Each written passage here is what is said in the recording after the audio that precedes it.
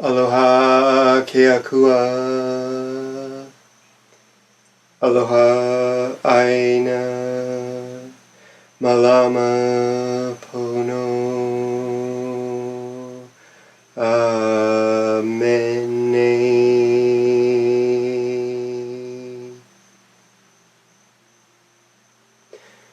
Aloha.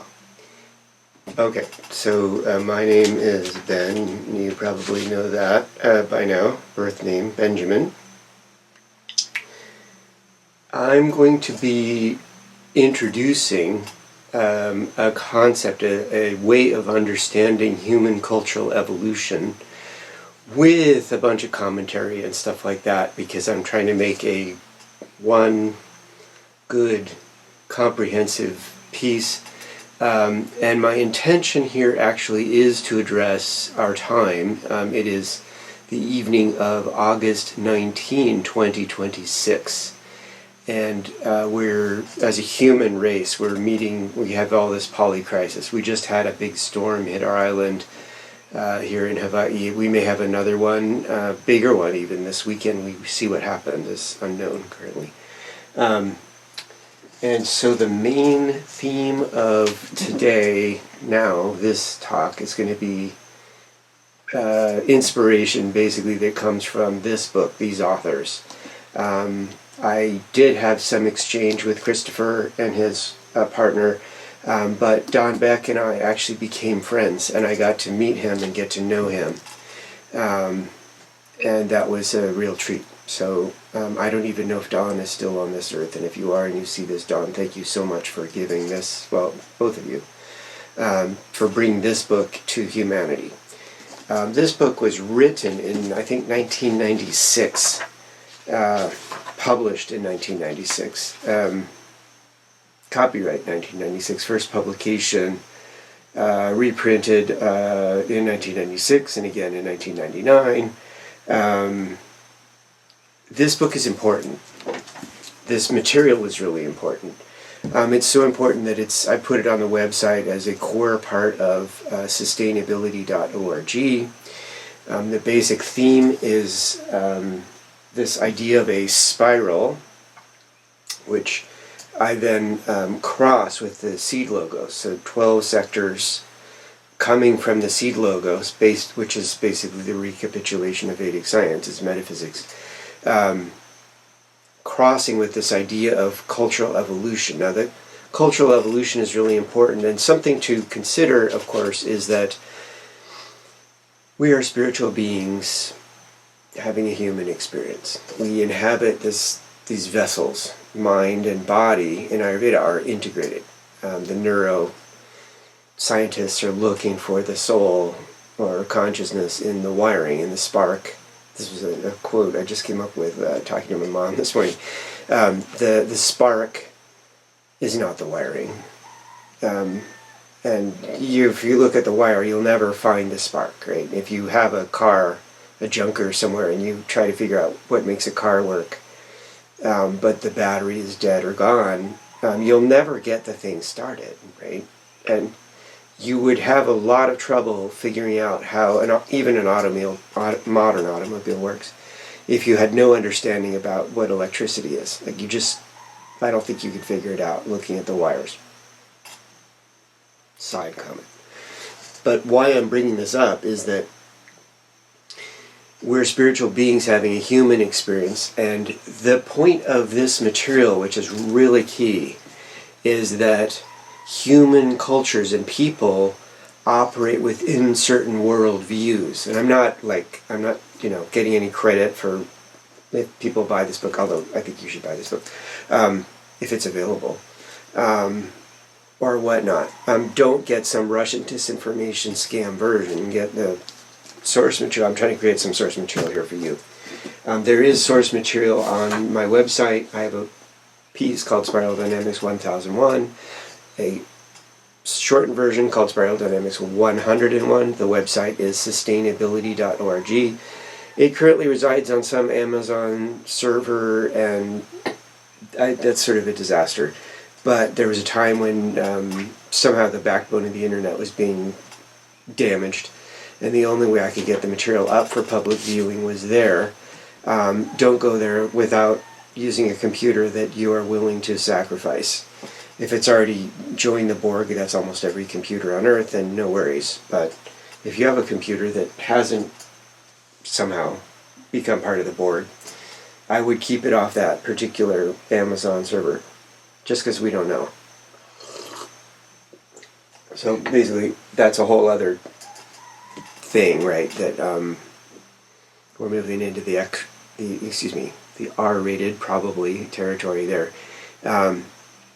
This is intended to be PG content or G content, so we'll keep it there as much as we can, but I did have to make that comment because it might be important to you. Alright, so where do we go? So this is just an important thing. So spiritual evolution and cultural evolution are related, but they're not the same thing. An individual spiritual evolution is related to one's way of thinking about the world, of course, but they aren't the same thing exactly. And some efforts have been made to try to talk about transpersonal consciousness as Tier 3. Ken Wilber does this. I don't completely agree with his map, although I do kind of touch in there on the website and offer an additional, it's called a V-meme, the mimetic construct that one is primarily operating from, or the stack of V-meme constructs that one is primarily operating from. This is, I think, just a huge gift. It helps explain so much. And at this point, a lot of world leaders have been trained in this system. They won't talk about it because it's so powerful. They don't. The evil ones don't want you to know about it. Karl Rove or whoever is behind the Russia / MAGA / I don't know, China, whatever it is. This evil cabal, this axis of evil that has manipulated so many people and amplified massive Christian disinformation paradigm, which it's not new. There's been a lot of anti-popes. There's been a lot of evil popes. There was an evil pope, well, that might be strong, but there was a pope who backed Nazi Germany. Truth, fact, reality, history. There's been an attempt to suppress history. There's been an attempt in this country, United States of America, there is an active attempt to suppress the history of racism and slavery and many horrible things that have been done, and there's a lot of illegal extrajudicial killings happening, and the United States, unfortunately, is vaguely resembling, being reminiscent of Nazi Germany, although I think at this point so many people are so irritated and so not okay with this and feel lied to and manipulated, many of them. I believe the tide has turned, but for those of you who are wondering, how did we get here? I tender this video and this particular model because I think better than any other explanation that could be offered. Not only does this help us understand what's going on, how we got here on some sort of meta view, but it's a toolkit, it's a way of understanding things, and this is really important, it gives us a light, it gives us a sense of where we can go. People are asking, what should the Democratic Party do, right? You've got these, kind of crazy sounding extreme socialist people. Well, we can talk about what some of that is. But clearly old guard, mainstream, capitalist, democracy, with the bribery, lobbyist system, included. People are kind of done with that, I think. But they're not really comfortable with people who sound crazy either. Understood. And then you've got, the rabid, far right, seems a lot like Nazis to me. Fascism, oligofascism is a term I've coined, built out of simple construction building blocks, and I think many people may agree that oligofascism covers the territory pretty well. But upon bigger view, as I think about it, oligofascism, which is fascism by a ruling elite, totalitarianism kind of fits in there, but so does colonialism, an old pattern. So what is all that? What does it come from? How does it work? And sort of a big meta view, and this is where Don and friends are really great. They're really looking at this from a bigger view. They're looking at, it's based on the work of Clare Graves, and maybe even Jungian archetypes and so on. And unfortunately, to get through the material, I'm going to just be reading you old content. So we start with some introductions. This is like circa 2014, so we're pre-Trump 1 here. But we had Newt Gingrich and, you know, the rabid far right appearing already then, well established. So the conceptual framework for understanding the dynamics of social evolution as offered by spiral dynamics originates with Jungian archetypes and the work of Clare W. Graves. I was using the name Varadon back then. Varadon continues to be amazed at how clearly the spiral dynamics model can provide illumination into what is going on culturally in this world, both in the interactions between worldviews and on the world stage lately, in the inability of peoples to understand or appreciate one another, and with the ensuing conflicts that can then arise. People are living in bubbles. They're living in these cultural dynamics. And what's really interesting about these paradigmatic social constructs is they teach that the other people are just wrong, and they've got all their stories about why and how, and they do this. And then you have Russian-style disinformation coming on the scene with advanced computer technology, smartphones, whatever the Chinese are doing as well. And of course you've got MAGA and, you know, Musk and Doge and, you know, the whole thing. And they're all apparently, I mean, I traveled the world and I was targeted wherever I went, got my headgear on, inventing this, I'm still alive, basically, is the deal. And there's a lot of material on that channel B. But I have to say these things because that's what this is about in a way. But the point is that before Putin, before Goebbels, there was this innate nature of humans to cluster into groups and have their social systems that were defending their ideologies and maintaining their power structures, okay? And you had rulers who were manipulating people and using power and misusing religion and misusing legal systems, which is definitely going on, you know, all over now. Okay, so you're going to get the stuff that's on the web, but, you know, this commentary.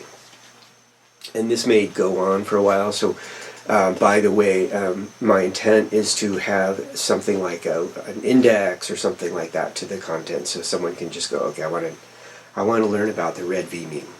Great, here it is. You know, where I talk about it, that thing specifically, and I'm going to talk about that thing specifically because it's really important to know what that thing is. The red V meme. Okay, so the inability of peoples to understand and appreciate one another, and with the ensuing conflicts that can arise. That's how we get wars. That's how we don't have the ability to achieve peace, right? If we're going to have peace, then people have to understand each other, and if they perceive an existential threat from the other group, then that's sort of characteristic. We get war of some form. It could be kinetic war. It could be a Cold War. Could be the hybrid war that is now worldwide. It could be a cyber war, which is part of a hybrid war, and so forth, right? But that's war. It's still war. People are trying to hurt each other, trying to cause harm to each other. That's not peace. Peace comes when people don't want to do harm to each other anymore. And this has been glorified in the capitalist system, which has gone amok by evil people. Well, I'm just going to toss out the word evil, but greedy certainly covers the territory. Greedy capitalists who are doing hostile takeovers and trying to amass as much control over markets as they can so then they can extract the resources. But then who loses? The consumer, usually, because there's this process apparently made to the dictionary, and shitification is now a term in the dictionary, right? And we see that. And they've done it with tech now, where they just are extracting people's data, and then they come out with something that's great, everyone gets to use it, and then they bring in crappy service for the people, but you can't unsubscribe, and then they turn on their advertisers as well. It's quite remarkable. There's no way that ends well for any of these people. And here we are. I mean, everyone's totally pissed off. So, I'm not saying what we're going to do or what can be done, but I think there's a glimmer of where we can go. So that's kind of the answer in a way, right? Really, this is about what the F, keeping it PG, what the F is going on. How did we get here? Drawing on the past decades of his history, witness in the early 90s the clash. So this was written in 2014, this introduction. Witness in the early 90s the clash of existing tribal warlord mullah society, which is basically purple, red, blue. By the way, Don will use all bold for one V meme stack and then lowercase to indicate that one is dominant in a system. And everything is different, every person is different. But what's really amazing about the system is once you come up with this basic color code scheme, things start to kind of make sense. And you can kind of universalize things to some degree. And don't, put everybody in a box or anything. Everyone's unique, everyone is a child of God. Even the ones doing really evil things. But they might be so caught up in their evil paradigm that there isn't much hope. I mean, that's what happened with Nazi Germany, right? We had to kill a whole bunch of Nazis. We didn't have a choice. We just didn't have a choice. So the tribal warlord mullah society, which is purple, red, blue, and I'm going to explain what all that is, within Iraq, and the Bush-Cheney administration's use of religious ideology, which was mixed with capital-oriented self-interest. Now we're talking basically red, blue, orange. All in, then you might rewind this and go, whatever. But we'll get into what these codes, it's not too difficult. And the great thing is this color coding kind of matches up with some other things. It's pretty simple. It's just, if you know the color, you're good. It will make sense. All in the name of attempting to install, quote, American democracy or American-style democracy, which is basically orange, blue, and green. Or blue, orange, and green. But we have to admit there's red in there too. Okay, something that perhaps neither group fully appreciates what they're doing, what's going on. In India, particularly since the creation of Pakistan, we see the conflict of religious fundamentalist Muslims and Hindus. These are blue. These are isms. Blue.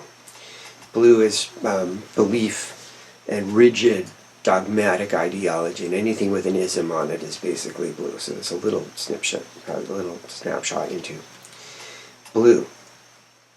Against the backdrop of near worship of what is scientific, which science is achievist, orange. Capitalism is kind of very much around orange, and there's a whole lot to say. There's no way I can cover as much material as I want in one little video, and this is going to go long anyway, I'm sure, because I'm trying to weave in what's going on now. Okay, so in India, particularly since the creation of Pakistan, we see the conflict of religious fundamentalists Muslims and Hindus against a backdrop of near worship of what is scientific, orange, all within a remarkable scramble for personal benefit in a bakshish corrupted bureaucracy, red, blue, orange, with green as well, by the way, and there's a lot more in India. So they're remarkably similar to us, right? Because in U.S. politics you have lobbying systems, which is basically bribery, which, by the way, the Founding Fathers made clear that should not be happening. We have to deal with that. Okay, so in October 2013, we witnessed the holding of the U.S. government hostage. The Republican Tea Party fringe, weighted red-blue, was willing to do this in an attempt to overturn established legislation called Obamacare. and was met with a remarkably stubborn democratic viewpoint that favors conventional economic ideas and populist, then we would maybe say populist philosophy, which would be in the orange-green.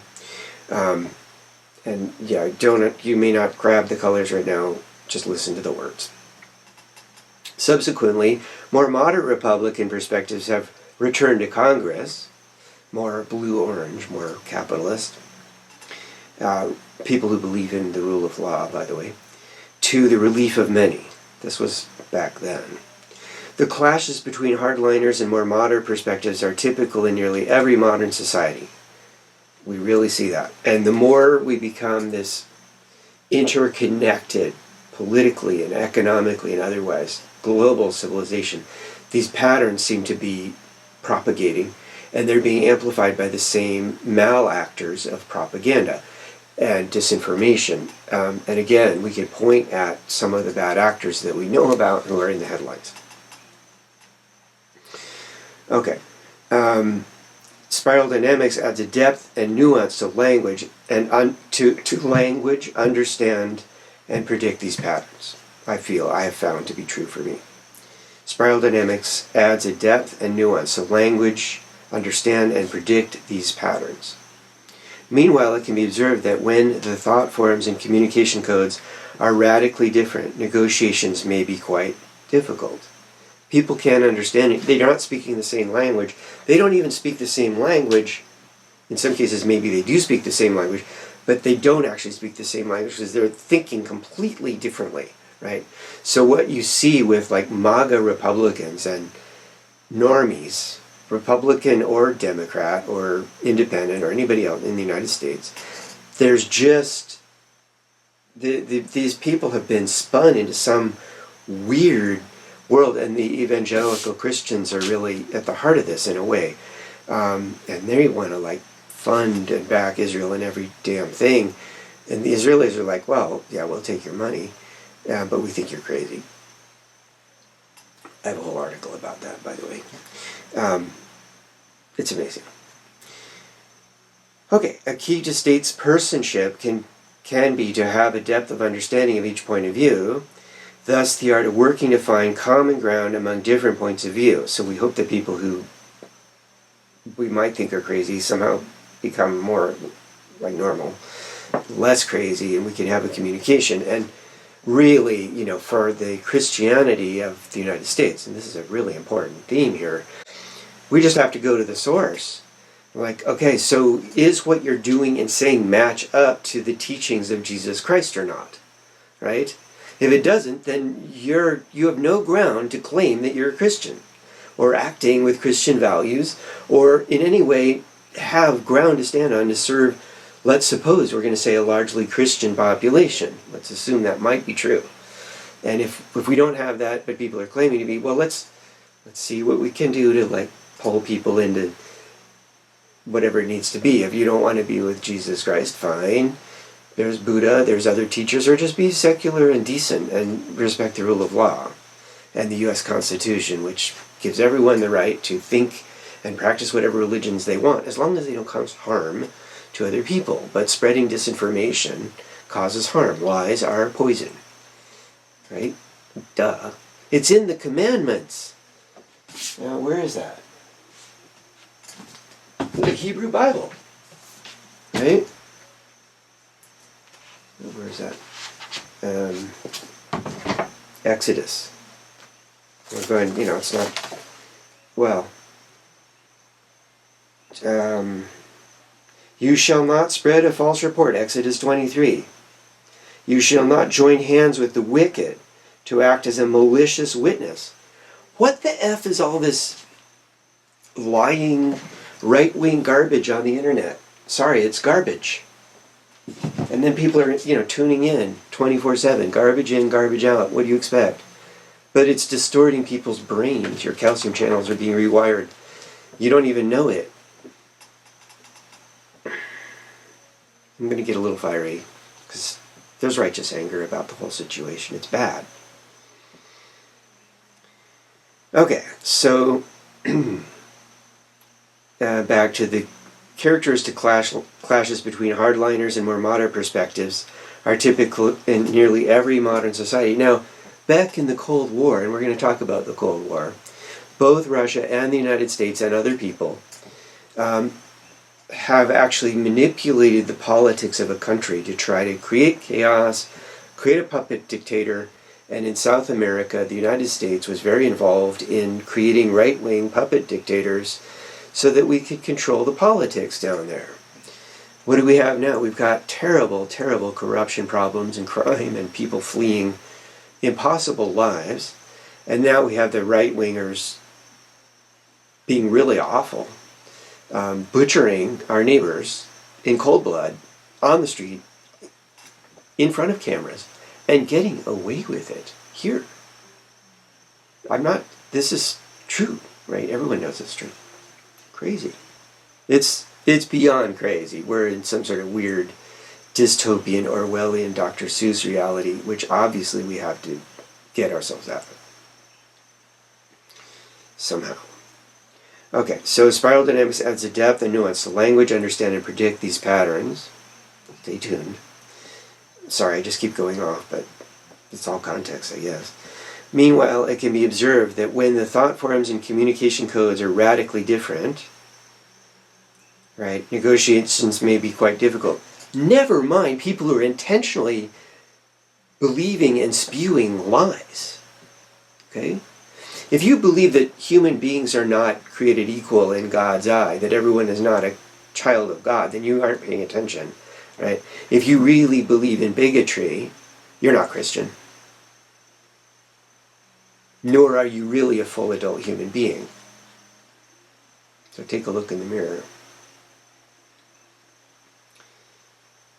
But the red V meme allows for that. But once you move up into the next one, the blue, you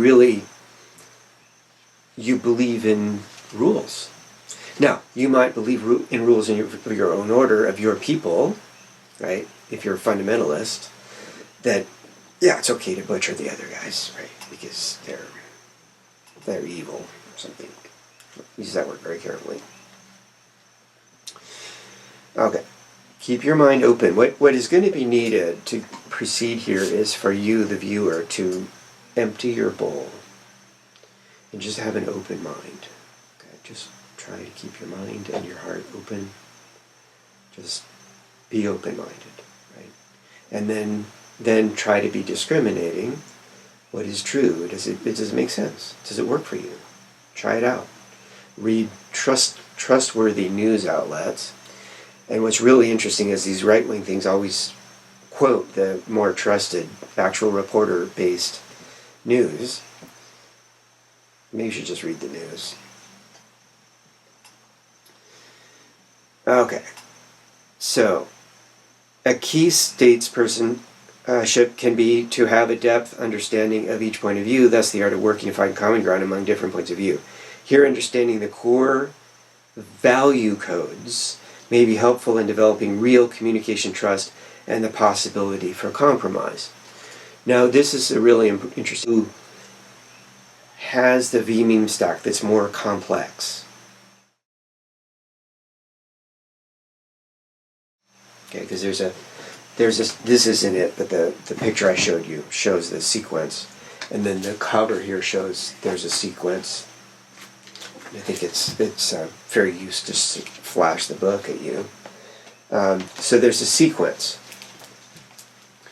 but it is a progressively built sequence. It becomes progressively more complex, and it correlates somewhat to the evolution of a child becoming an adult. And then we have, a more advanced adult, if you will, and what we need to become is a more advanced human society, what I'm calling humanity 2.0. Now there's 2 tiers in the spiral. There's a first tier and a second tier, and we'll get into that as well.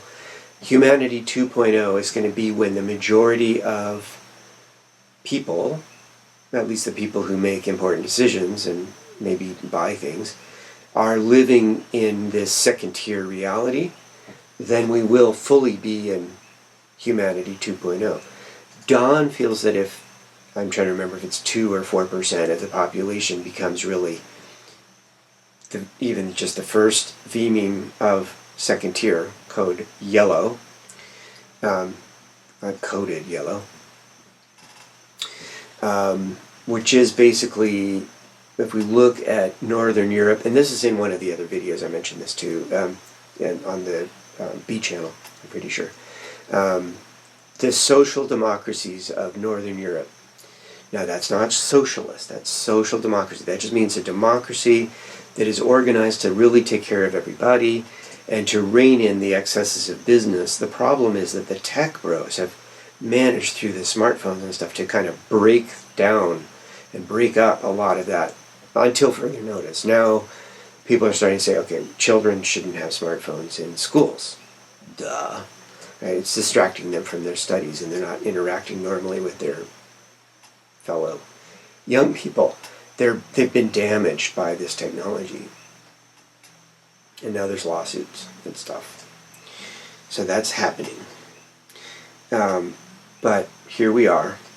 But no, I think these societies are quite robust and they're responding to the reality. But now we have Russia sending ballistic missiles, large numbers over Ukraine, and the occasional drone wanders where it's not supposed to, and hybrid war is now a known fact of your life in Europe, pretty much at this point. Okay.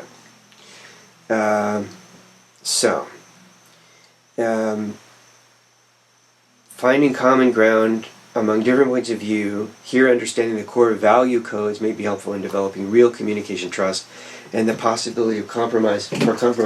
And, it's really interesting because this is a manual. He calls people who are working with these ideas spiral wizards, right? And those are the more enlightened politicians on earth now, I feel, if that's still true. It used to be. I think the Clintons and Blair and people were studying this stuff. I still think it's amazing. And so he's got these books, these things in the back, and a lot of books that I should probably try to obtain, if not for anybody, but for the anthropologists, if we crash everything. They might be coming from a different solar system, we don't know. But one thing he does have, if I have it here, somewhere was a list of all the codes that the different worldviews actually use.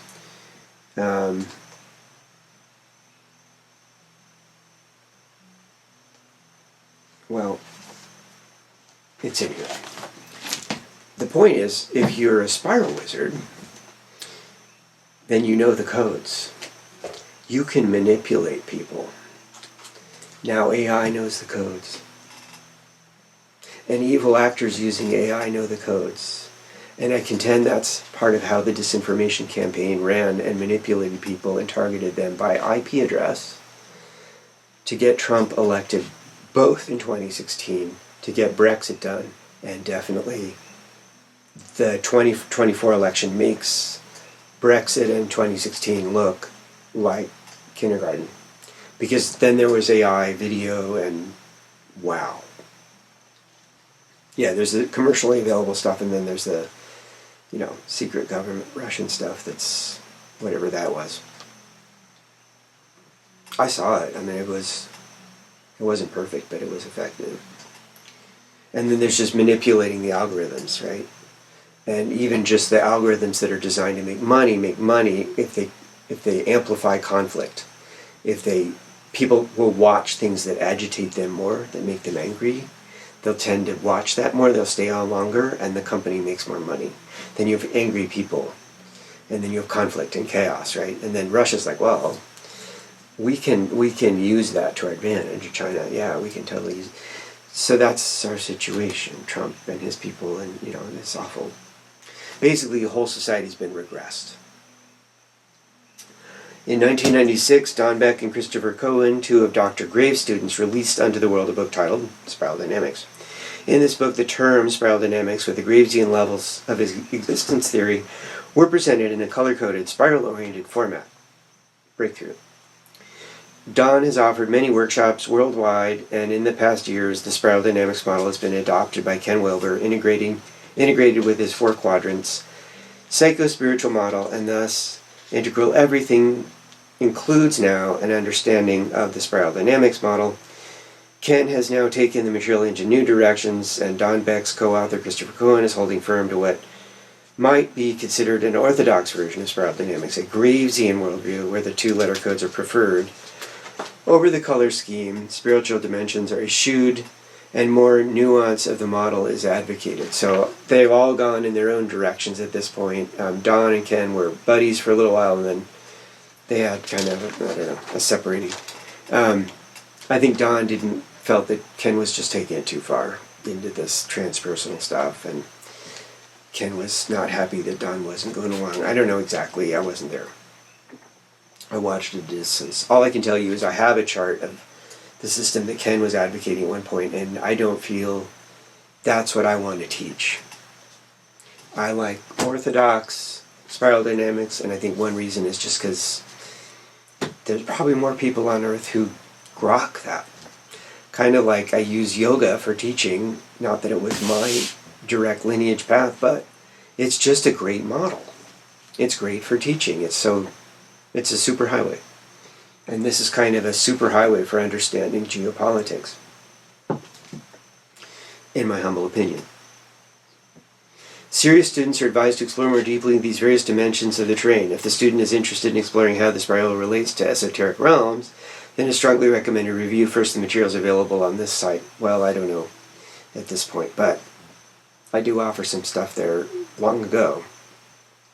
In this material, there will be more focus on the integration of spiral dynamics with the seed logos model. So that's on sustainability.org, and maybe after the cyber apocalypse is closed up and I actually have use of normal computer systems, I'll be putting something back in. We'll see.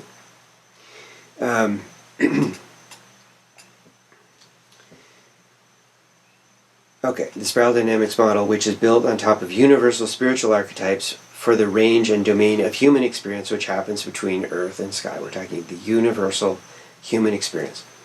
Also, an attempt will be made to work with a full-depth understanding of spiral dynamics close to the, quote, orthodox version, but with the color schemes that many with the color schemes that many are already familiar with. If you're unfamiliar with spiral dynamics, the core thrust of this is a website text. I call it the matrix. Will not make much sense. The matrix is combining the 8+ levels of spiral dynamics with the 12 sectors of the seed logos, and I call that the matrix. And I started to flesh that out a little bit, but the idea is that if you really have the matrix, now you can map a society. You can find out where there are weaknesses. You can find out where there are strengths. Where should you spend money if everybody has a limited budget? It's like, okay, we're going to educate children. Where are we not teaching them? Where are we not putting resources as a society to amplify the creativity of our whole society so that we build institutions and economies that make us more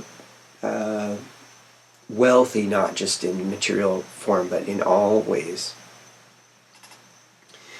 All right, and so then there's Spiral Dynamics 101, 1001, and we'll just see how this goes. It's very possible that going through Spiral Dynamics 1001, that's going to be a separate video part 2. That's this. All right, so this just might be introductory comments. Let's see.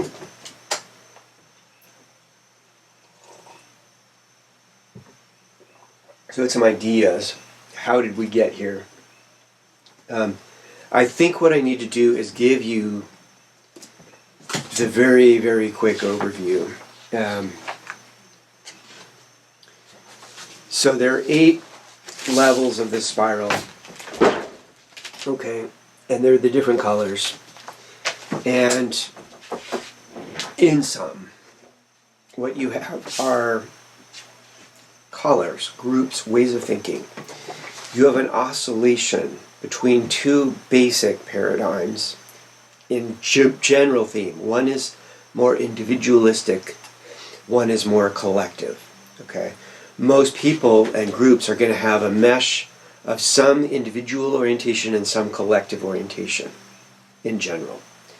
And there's an evolution from one worldview, one V-meme, to the next one, because the conditions, the life conditions of that one have failed. So I think what may have happened in Germany, actually, to some degree, I'm not talking about the weird right-wingers and, the J.D. Vance went and talked to the Nazis, like his first time in Europe, very telling, but those people exist, but they're mostly looked at with great suspicion because of the history of Germany, right? At one point, the Greens, and that does correlate, by the way, to the green V-meme here, intriguingly, sort of more progressive, extreme progressive environmental people want to, turn off all the nuclear power plants and da-da-da, right? Which I basically think is ideal. That would be great if we can manage it and keep all of our economy working and so on, like, great, but you have to look at the bigger picture. So the Greens won, but they crashed the economy because they didn't really understand the fundamentals of capitalism. And like it or not, Western civilization has some form of capitalism as the engine that drives everything. Creativity comes from that. Okay, so, and that's orange, scientific materialism. Okay, so the first color is beige, which is hunter-gatherer. That's individual. The next one is when people band together in groups and have a connection and maybe a sense of the ancestors, of some sense of subtle realms. That's labeled color purple, collective. But it's about clan and group and family. Then the next individual pattern that arises after hunter-gatherer, remarkably, and still very, very much prevalent in human society, is the one labeled red. That is hierarchical structures. It is monarchy without imperial or religious engagement. And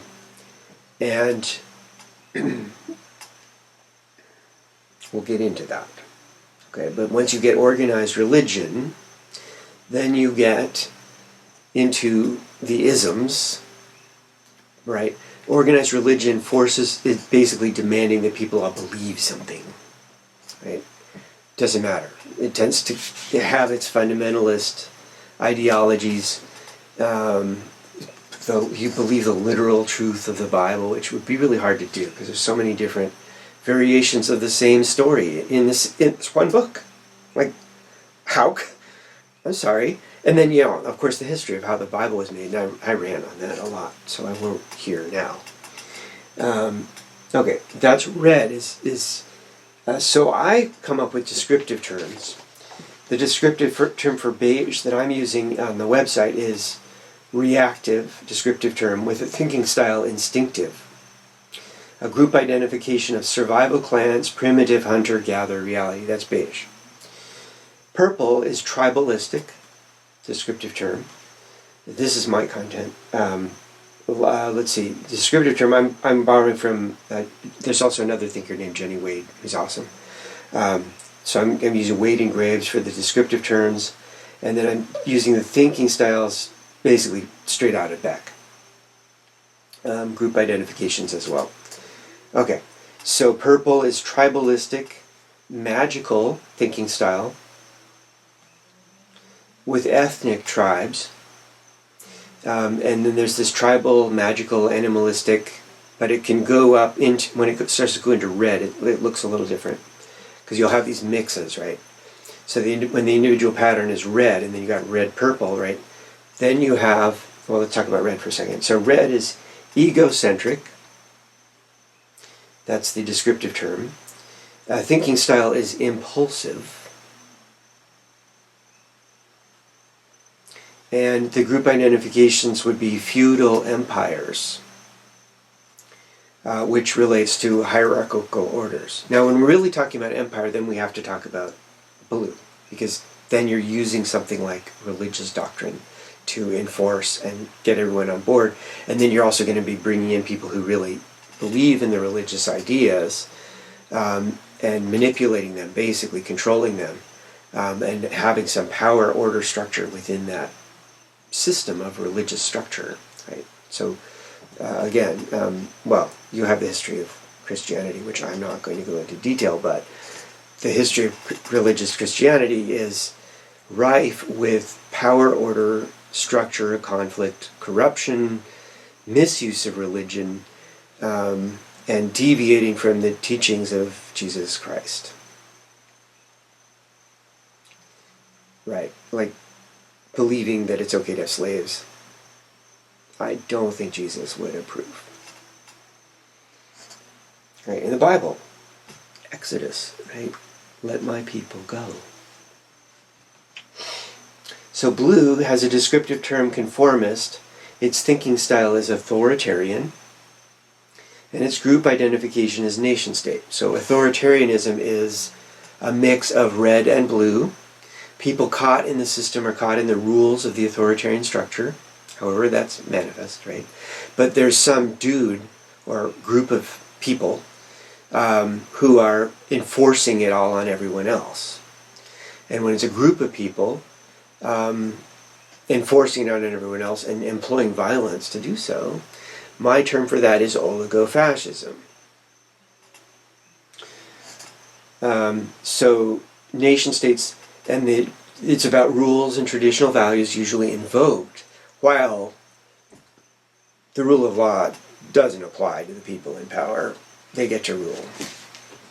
So yeah, how does this relate? Well, let's just review the dictionary definition of fascism.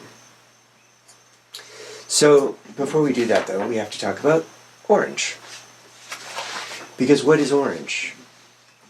Orange is descriptive term achievist, thinking style strategic, group identification corporate structures, other descriptive scientific rational. So if technology is being used, orange is involved.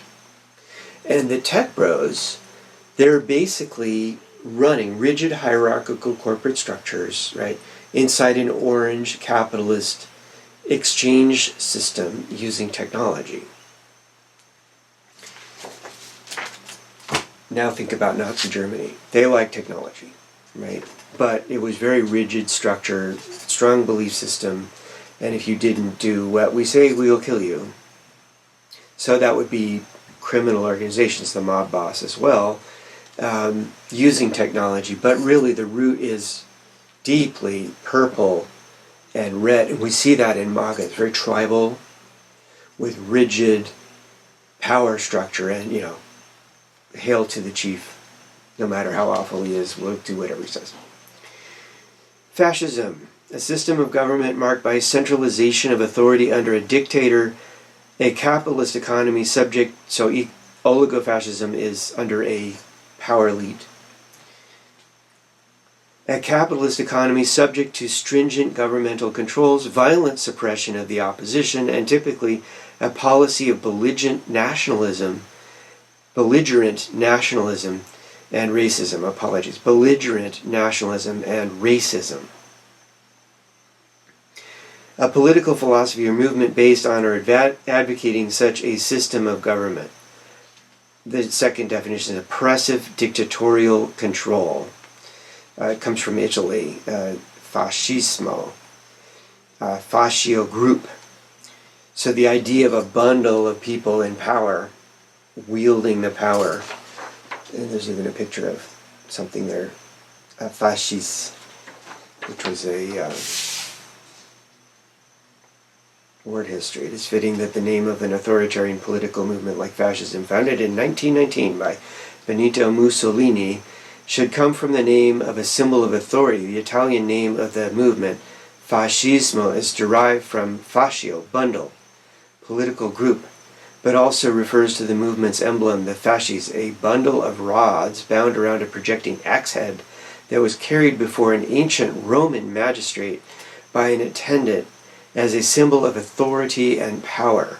The name of Mussolini's group of revolutionaries was soon used for similar nationalistic movements in other countries that sought to gain power through violence and ruthlessness, such as National Socialism. Now, so fascism is primitive. It's really red using blue and orange. But when it has imperial aspirations, right, blue nationalism gets brought in. And so we have this hearkening back to Rome, right?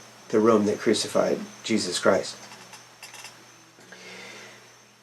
Now, interestingly, what there also is this blue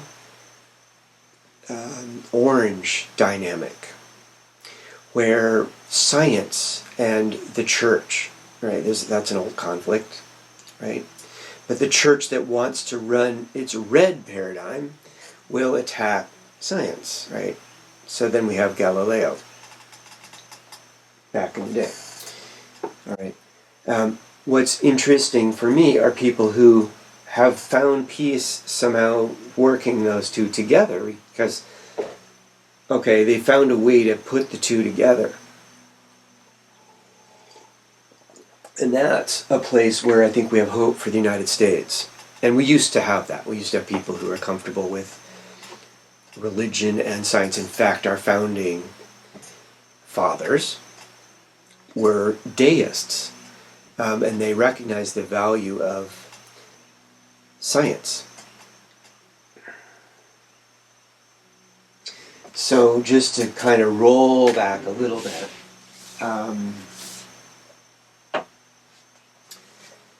what I discovered is there's a wonderful woman named Elaine Pagels who then turned me on to the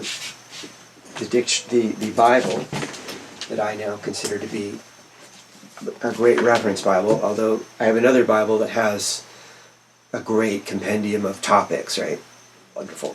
So that's, I was looking up like giving false testimony. Well, there isn't an index to false testimony. Well, maybe it is here. I don't think so. I think that's something else.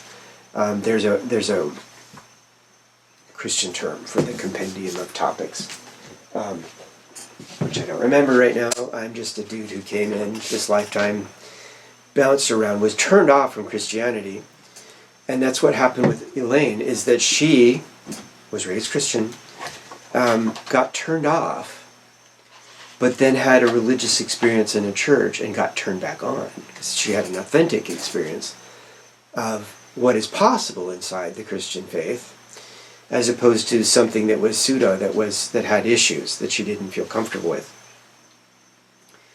So Nietzsche, here she's writing, who detested what he knew as Christianity, nevertheless wrote, "There was only one Christian, and he died on the cross." Dostoevsky and the brothers Karamazov attributes to Ivan a vision of the Christ rejected by the church, the Christ who, quote, desired man's free love that he should follow thee freely, choosing the truth of one's own conscience over material well-being, social approval, and religious certainty. So what's interesting about this is orange in its scientific angle, right? There's the scientific method, which is the pursuit of truth. So Buddha was a spiritual scientist. But once we start to go in this vertical into we start to ascend into metaphysics, right? We evolve spiritually. That's really different than these social paradigms, although there is a relationship and it's kind of a koan. Like, for me, that's just an interesting topic. But there's this amazing model, and it's true. The seed logos really is a metaphysical map. And I'll be talking about that, different video, right?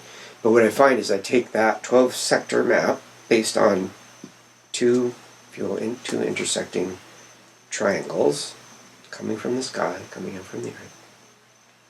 The masculine, the feminine coming together, then making us, where we have the masculine, in fact, that, and the feminine, this.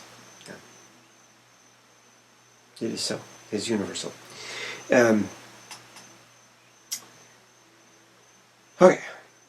Choosing the truth.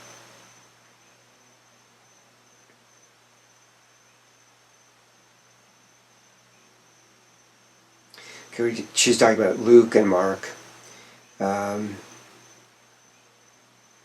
Luke includes Jesus saying that whoever, quote, does not hate his own father and mother and wife and children and brothers and sisters, yes, and even his own wife, he cannot be my disciple. He demanded that those who follow him must give up everything, family, home, children, ordinary work, wealth, to join him. Now, I believe that's the reference to this one about I will separate members of family. And it took me a while to sit with that. And basically what he's saying is that there are people who are actually wolves in sheep's clothing in your household. And you have to separate from those people. Because they're poisonous. They're dangerous. So, by your fruits you shall know them. Are they good or not? If they're not good, then you can't trust them. And they're likely to lie to you. They're likely to lie to your friends. They're likely to cause enormous trouble in your household because they lie. And so on. Let's see. He himself as a prototype was a homeless man who rejected his own family, avoided marriage and family life, a mysterious wanderer who insisted on truth at all costs, even the cost of his own life. Truth. Hariom Tat Sat. Mark relates that Jesus concealed his teaching from the masses and entrusted it only to the few he considered worthy to receive it. Certain teachings. We have to deal with this. Anyway, we're back into what she's saying.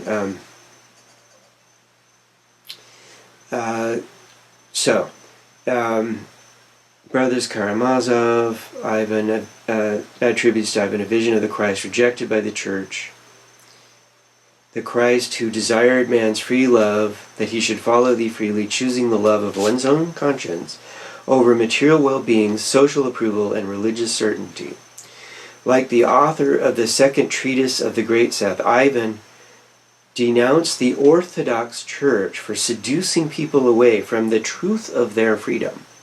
So when the church is installing a priest between you and God and interfering with your direct relationship with divinity, run away.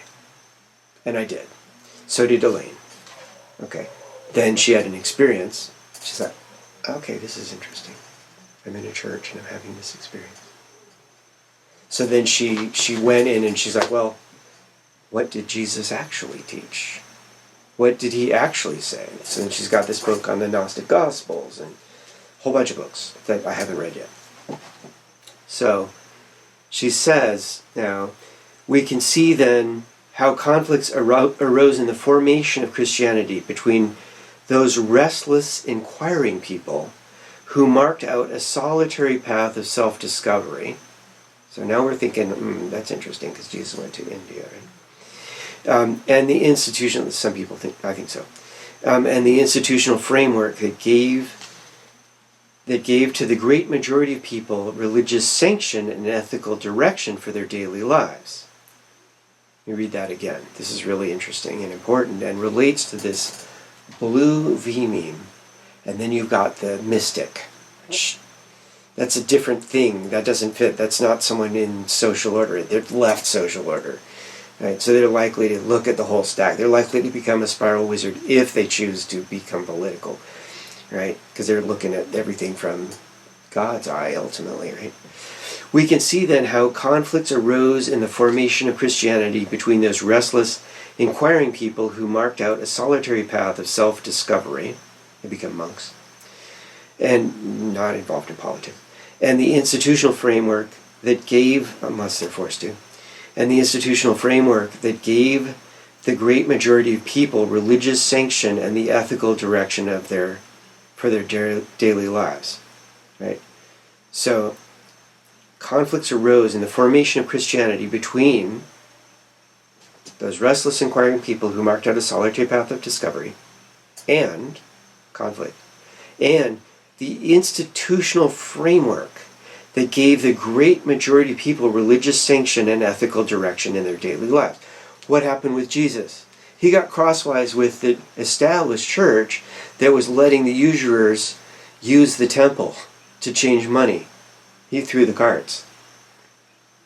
Adapting for its own purposes, and now we are, the institutional framework that gave to the great majority of people religious sanction and ethical direction for their daily lives. People who are busy, right? They're not choosing to be wandering monks. They're just living. They're trying to raise children and run a business and survive. Adapting for its own purposes the model of Roman political and military organization and gaining in the 4th century imperial support. Orthodox Christianity grew increasingly stable and enduring. Gnostic Christianity proved no match for the Orthodox faith, either in terms of Orthodoxy's wide popular appeal, what not called its perfect because unconscious correspondence to the needs and aspirations of ordinary humanity, or in terms of its effective organization. Right? So, organized Christianity, which was rife with corruption and probably still is, but okay, Christians, take a look in the mirror. Both have ensured its survival through time, but the process of establishing orthodoxy ruled out every other option. So when Christianity becomes an ism, full blue with red core structure, power structure deep inside, right? Corruption. That is the Christianity that produces the Pope that backs Nazi Germany. To the impoverishment of Christian tradition, Gnosticism, which offered alternatives to what became the main thrust of Christian orthodoxy, was forced outside. The concerns of Gnostic Christians survived only as a suppressed current, like a river driven underground.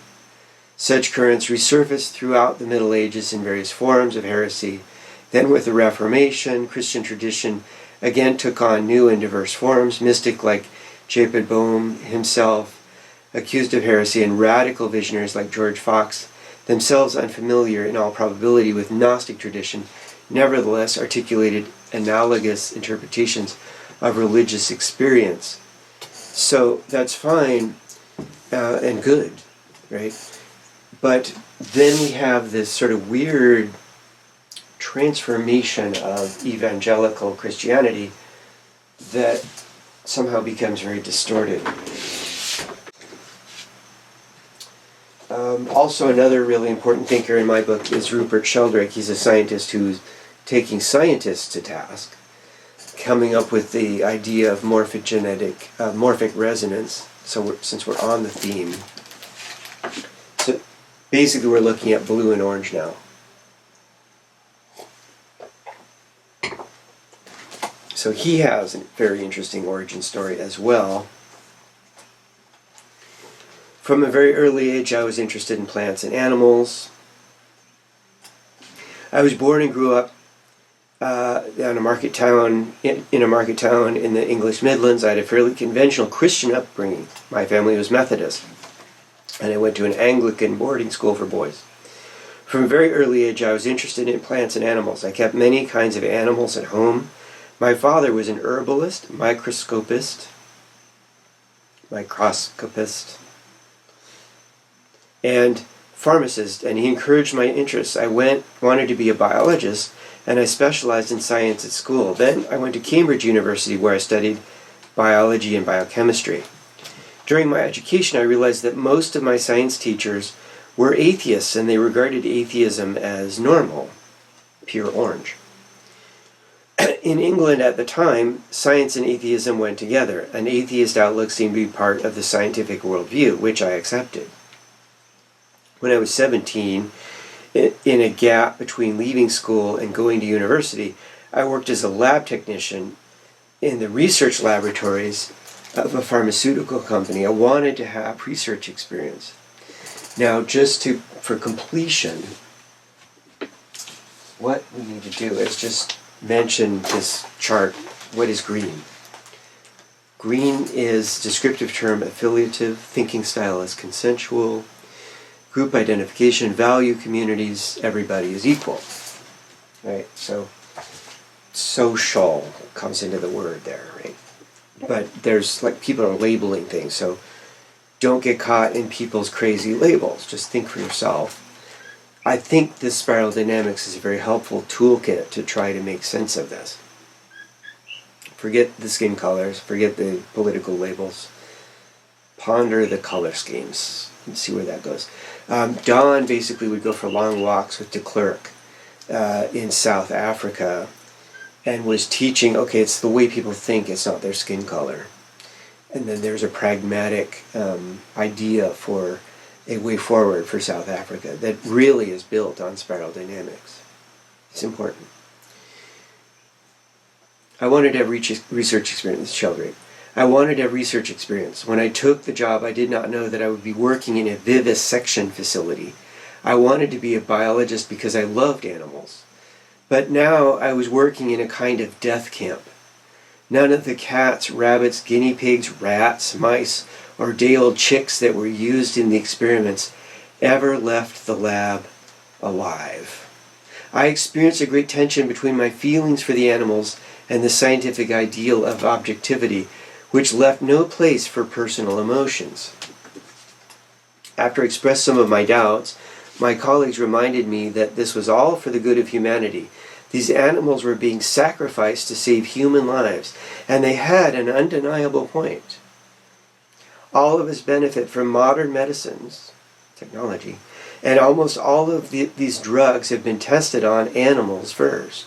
It would be irresponsible and illegal to test untried, potentially toxic chemicals on humans. Now we know animals are more conscious than we thought. We now have the tool-using cow named Veronica who made the Scientific American.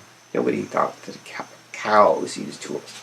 Turns out if they're raised decently and have opportunity, yeah, they do. We torture and butcher animals. And if we stop doing that, we would take a big bite out of our global warming process, not just for the CO2, but for the methane. Nobody's doing the calculations. They should. If we just stopped cows, it would be enormous. We do not need to eat animals the way we do. It's just not necessary. Humans have rights, so the argument goes. Laboratory animals have almost none. There's a great movie, by the way, Korean. It's called Okja, which pokes fun at all this stuff. With a serious bent a little bit. It's wonderful. Most people implicitly support the system of animal sacrifice by benefiting from modern medicine. Never mind the food system. Meanwhile, I read Sigmund Freud and Karl Marx, who reinforced my atheist views. And when I went to Cambridge as an undergrad, I joined the University Humanist Society. After going to a few meetings, I began to find them dull, and my curiosity took me elsewhere. The event that has stuck most in my mind was an address by the biologist Sir Julian Huxley, a leading light of the secular humanist movement. He argued that humans should take control of their own evolution and improve the human race by eugenics, namely selective breeding. He foresaw a new breed of genetically enhanced children who would be fathered by artificial insemination using donated sperm. He enumerated the qualities that the sperm donor should have in order to create this uplift in humanity. They should be men who come from a long scientific lineage, who have great personal achievements in science, and who have risen to a position of high esteem in public life. The ideal sperm donor turned out to be Sir Julian himself. I later learned that he practiced what he preached. As an atheist, and as a budding mechanistic biologist, I was expected to believe that the universe was essentially mechanical, that there was no ultimate purpose and no God, and that our minds were nothing but the activity of our brains. But I found all this a strain, particularly when I fell in love. I had a beautiful girlfriend, and in a phase of intense emotion, I was going to physiology lectures on hormones. I learned about testosterone, progesterone, and estrogen. and how they affect different parts of the male and female bodies.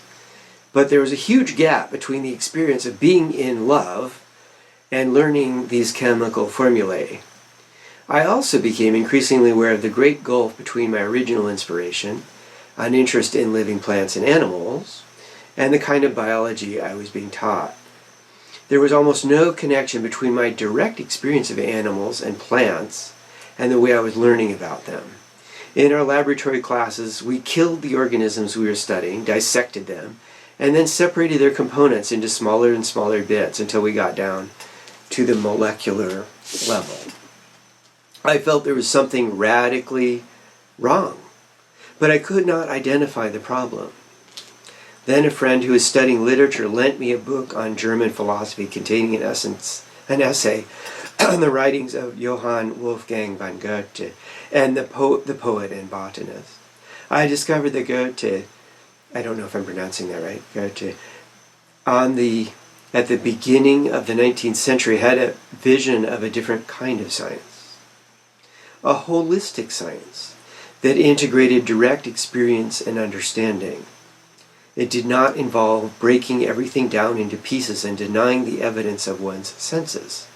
Now, if you're a religious person and you believe in divinity and the sacredness of life, suppose, right? This mechanistic scientific worldview is offensive to you. It's a different worldview completely. So I understand that. And here's a guy who's sharing very honestly about his journey. The idea that science could be different filled me with hope. I wanted to be a scientist, but I did not want to plunge straight into a career of research, which my teachers assumed I would do. I wanted to take some time out to look at a bigger picture. Great idea. Brilliant man. I was fortunate to be awarded a Frank Knox Memorial Fellowship at Harvard, and after graduating from Cambridge, I spent a year there, 1963 to 64, studying philosophy and the history of science.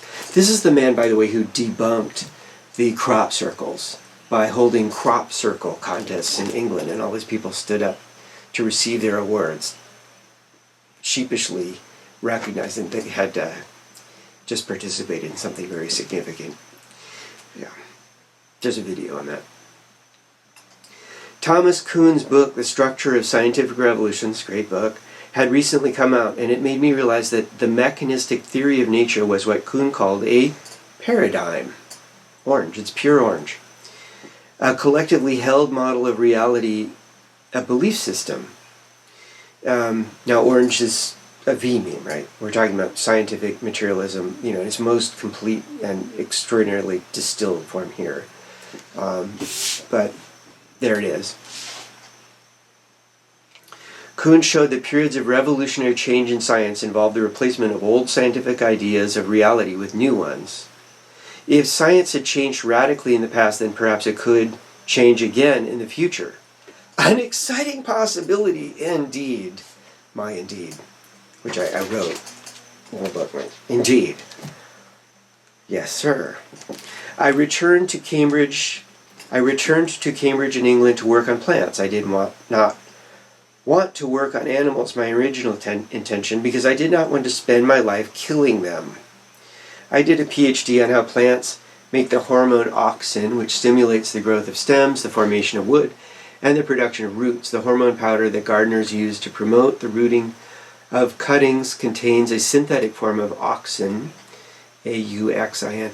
I then continued with research on plant development as a fellow of Clare College, Cambridge, and a research fellow of the Royal Society, which gave me tremendous freedom. For that I am grateful. He goes on, he became a member of this really interesting group called the Epiphany Philosophers, an unlikely confluence of quantum physicists, mystics, Buddhists, Quakers, Anglicans, philosophers, and so on. During this 7-year period, he's free to do whatever research he wanted. He went to Malaysia. He continued to study auxin. Okay.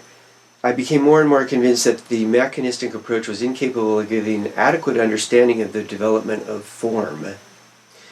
There had to be top-down organizing principles, not solely bottom-up ones.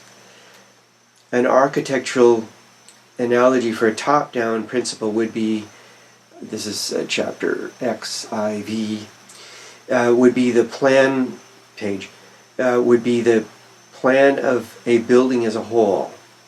A bottom-up explanation would concern itself with the chemistry and physical properties of the bricks, the adhesive properties of the mortar, the stresses in the walls, the currents in the electrical wiring, and so on. All these physical and chemical factors are important for understanding the properties of the building, but by themselves they cannot explain its shape, design, and function. For these reasons, I became interested in the idea of biological fields, also known as morphogenetic fields, or form-shaping fields, which were first proposed in the 1920s. The concept suggests that the shape of a leaf is not only determined by genes inside its cells that enable them to make particular protein molecules, but also in a leaf shaping field, a kind of invisible plan or mold or attractor for the leaf. This is different for oak leaves, rose leaves, and bamboo leaves, even though they all have some auxin molecules and the same kind of polar auxin transport system, moving auxin in one direction only, from the shoots toward the root tips and not in the opposite direction. So then along comes Carillion photography, which kind of amplifies the legitimacy of this way of thinking. But it's not considered to be orthodox science, although it's science, for sure. The morphogenetic field idea is really interesting because it relates also in spiritual science.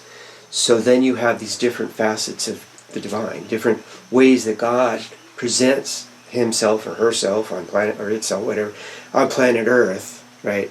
And then so in the Hindu system, for instance, you have all these different deities who present different aspects. And then you have all the different saints, you've got all the Buddhas, and you've got, in the old times you've got Moses and Christ and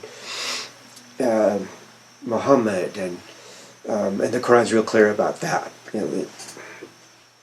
Lovely. I prefer the Sufi style of presenting the Muslim faith. It's very beautiful.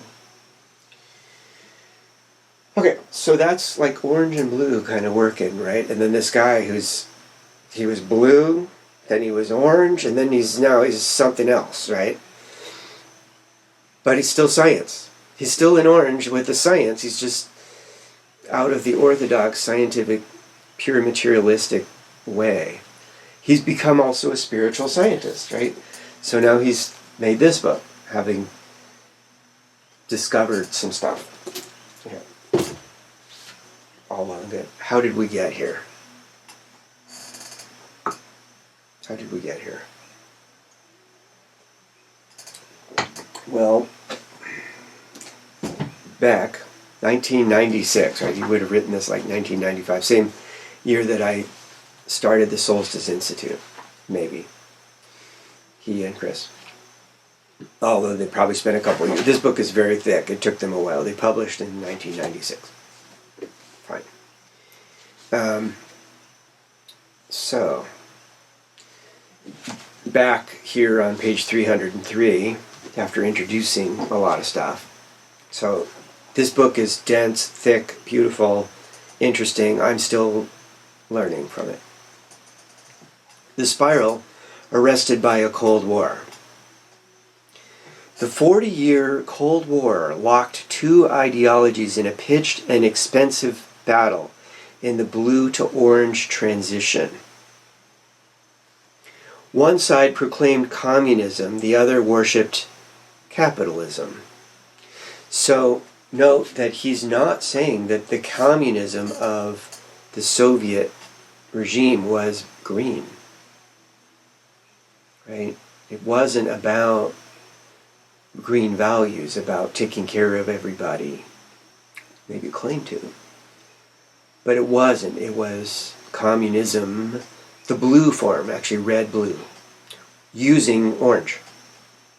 Sputnik. Nuclear. They got it, right? They used it.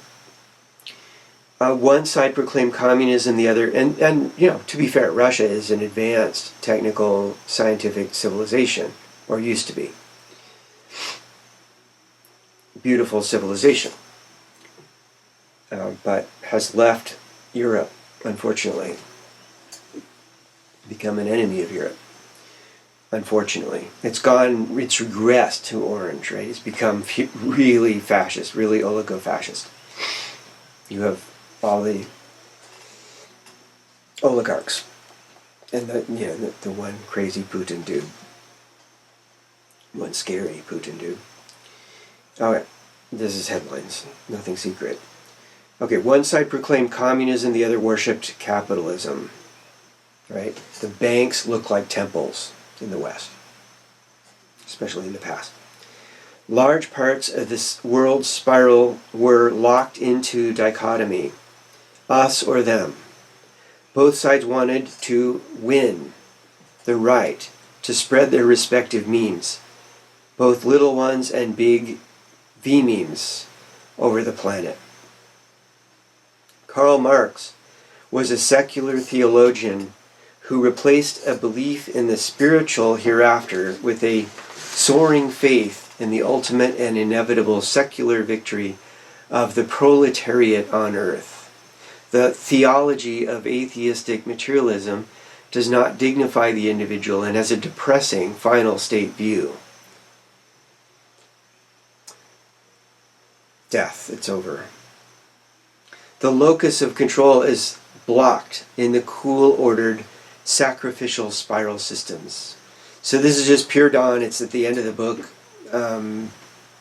You may not follow it all. That's fine. But how did we get here? This is one idea.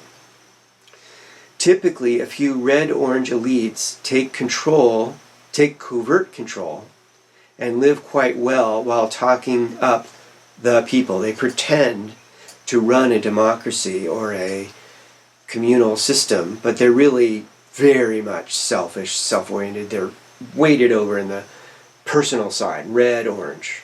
Rigid hierarchy. They'll kill people who are in their way. They'll use every technology they can to do it. And they'll concentrate power and wealth for themselves. Adam Smith couched his faith, sound familiar? Adam Smith couched his faith in the marketplace beneath an umbrella of monotheistic religion and rewards to come. The locus of control was in the warm, chaotic, expressive bands of the spiral. Adam Smith. The advantage these thinking systems offer is a hopeful future for liberated, risk-taking individuals. The orange elites justify their prerogatives as God's will, divine right, nature's way, and other blue rationales. The conflict between these isms became a holy war, pitting Western ideology and materialism against a Marxist-Leninist version of a better world. Right? Because we got Marxist, we got Lenin, because it was a concentration of power, right? And millions died. Both, literally millions. It's hard to fathom, but we need to, it's a history. Both views shared the same red, blue, orange belief container. East and West. So-called East and West. Soviet East. Though in different ratios. As such conflicts do, this had the effect of arresting the spiral's movement. The Cold War, this is before China came to power, okay? The Cold War laid down a sheet of ice that artificially covered the hot ethnic cores, nationalistic surges, and revenge-driven revolutions.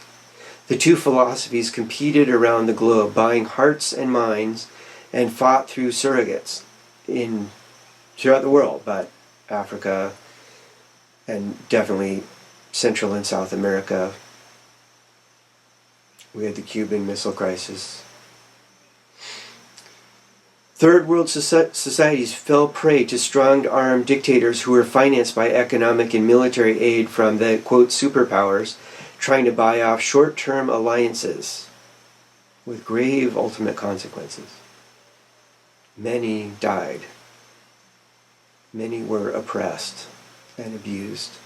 In the end, it became clear that the Western view produced greater complexity in thinking and superior weapon systems as well. The harmonics from the worldwide bipolar confrontation resonated within many countries in the form of two-party competitive structures, one, quote, liberal, and the other, quote, conservative, in the American usage of these stereotypes. Those designated as too liberal were charged with being communists. Those ordained as too conservative were classified as fascists. This book was published in 1996. Arrested thinkers adopted this, blocked thinkers, adopted this polar model as the model for governance, the two-party bribery system that became codified in the United States, because in that system, the corporate elites actually always win. And then it went so far that we are here in 2026, where now we have collusion with foreign enemies, and the power elites, they're not millionaires, they're billionaires. We even have maybe a trillionaire wannabe or something, but anyway, it's astounding. One person put, what was it 300 or more million dollars in the presidential election, right? That's going to distort everything. Arrested thinkers adopt this polar model as the model for governance. Many still do, and that denies the complexity of the spiral. Okay, and then there's geocurrents, which I don't even know how we're going to do here, but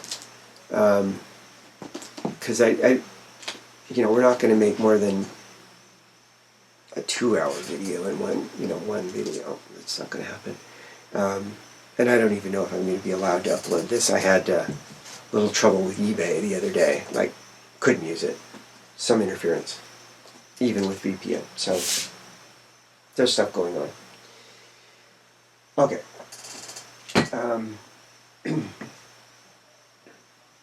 I think I'm going to go refill my water glass.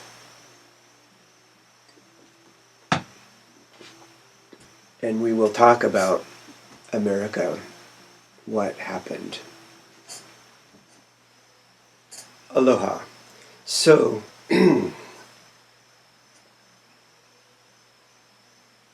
aloha. Okay.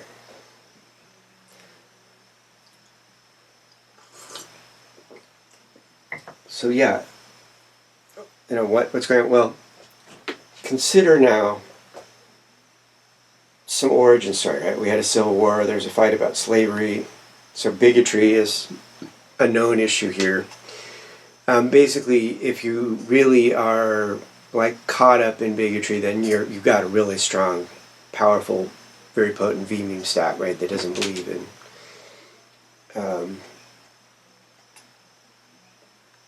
rules, basically, on some level. I don't know how you can believe in rules in a deep way.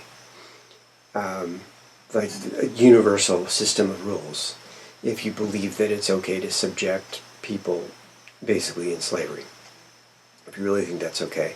And sure enough, there's a direct relationship. We see this emerging, this pus coming out in our society now, where the people who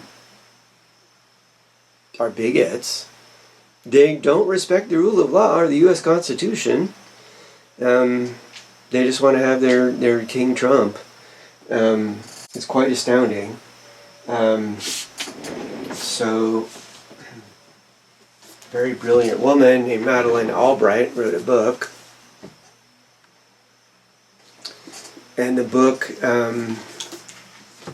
is eye-opening. She writes about her experience of fascism. The very beginning here. On the day fascists first altered the direction of my life, I had barely mastered the art of walking. The date was March 15, 1939. Battalions of German stormtroopers invaded My native Czechoslovakia escorted Adolf Hitler to Prague Castle and pushed Europe to the threshold of a Second World War. After 10 days in hiding, my parents and I escaped to London. There we joined exiles from all across Europe in aiding the Allied war effort while waiting anxiously for the ordeal to end. When, after 6 grueling years, the Nazis surrendered, we returned home with high hopes, eager to build a new life in a free land. My father continued his career in the Czechoslovak Foreign Service, and for a brief time all was well. Then, in 1948, our country fell under the control of communists. Now, you have to understand, see, those communists, what Don is explaining is they aren't green, really. These are people who are using the name, right? But there's a concentration of power. They've got their secret police. They're not really taking care of the people. They're oppressing the people. Democracy was shut down, and once more my family was driven into exile. That Armistice Day, we arrived in the United States, where, under the watchful eyes of the Statue of Liberty, we were welcomed as refugees.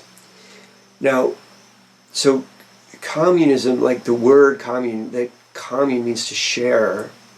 So the early Christian communities would have been communal, right? And the monks all together making music together, which I saw in Vienna, pure beautiful Benedictine monks. They share their resources, right? And so what has come about is this label, this Cold War label. So you have to be really careful with these labels.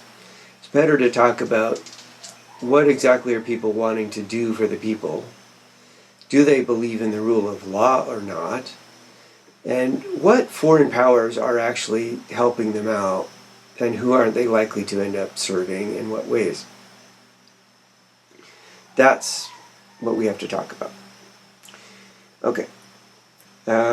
Democracy was shut down, and once more my family was driven into exile. That Armistice Day, we arrived in the United States, where, under the watchful eyes of the Statue of Liberty, we were welcomed as refugees. To protect us and to make my life and those of my sister Kathy and brother John seem as normal as possible, my parents did not tell us what we would learn only decades later: that 3 of our grandparents and numerous aunts, uncles, and cousins were among the millions of Jews who had died in the ultimate act of fascism, the Holocaust. I was 11 when I came to the United States with no goal more ambitious than to become a typical American teenager. I ditched my European accent, read stacks of comic books, glued my ear to a transistor radio, and became stuck on bubblegum. I did everything I could to fit in, but I could not escape knowing that in our times, even decisions made far away could spell the difference between death and life. On entering high school, I started an international affairs club, named myself president, and provoked discussions about everything from Titoism to Gandhi's concept of satyagraha, which he gives here, the force which is born of truth and love. My parents cherished the freedoms we found in our adopted country. My father, who quickly established himself as a professor at the University of Denver, wrote books about the perils of tyranny and worried that Americans were so accustomed to liberty, so very, very free, he wrote, that they might take democracy for granted. After I began a family of my own, my mother called each 4th of July to confirm that her grandchildren were singing patriotic songs and had been to the parade. There is a tendency among many in the United States to romanticize the years just after World War II. to imagine a time of blue sky innocence when everybody agreed that America was great and each family had a reliable breadwinner, the latest appliances, children who were above average, and a rosy outlook on life. In fact, the Cold War was a period of unceasing anxiety in which the lingering shadow of fascism was darkened by another kind of cloud. In my teenage years, due to the atomic tests, the radioactive strontium-90 was found in babies' teeth at 50 times the natural level. Virtually every town had a civil defense warden urging the construction of backyard fallout shelters, stocked with canned vegetables, Monopoly boards, and cigarettes. Children in big cities were issued metal tags embossed with their names for identification should the worst happen. Growing older, I followed my father's footsteps and became a professor. Among my specialties was Eastern Europe, where countries were dismissed as satellites orbiting a totalitarian sun, and where it was widely thought that nothing interesting ever happened and nothing of importance would ever change. Marx's dream of a worker's paradise had degenerated into an Orwellian nightmare. Conformity was the highest good. Informants kept watch on every block. Whole countries lived behind barbed wire, and governments insisted that down was up and black was white. So I just told a tech from India that right now in the United States, with our administration, the only thing we know for sure is that they're probably lying to us. The only thing we know for sure is that they're probably lying to us. Whole countries lived behind barbed wire, and governments insisted that down was up and black was white. Then when change did come, it was with a velocity that amazed. In June 1989, the decade-old demands of dock workers and the inspiration of a pope born in Wadowice, I'm guessing, Wadowice, brought democratic governance to Poland. That October, Hungary became a democratic republic, and in early November the Berlin Wall was breached.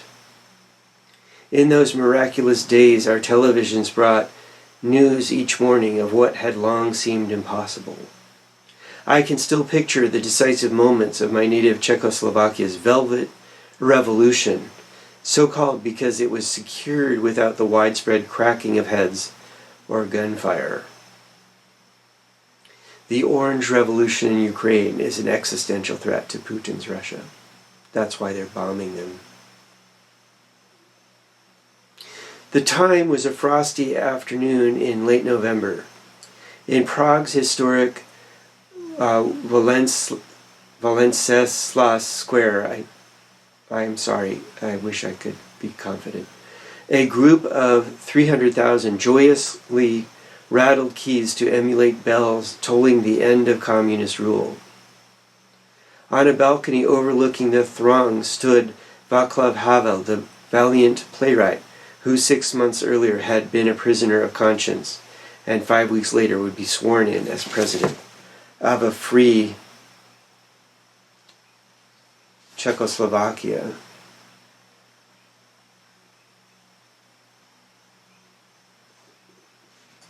She goes on, in that instant I was among the many who felt that democracy had aced its severest test.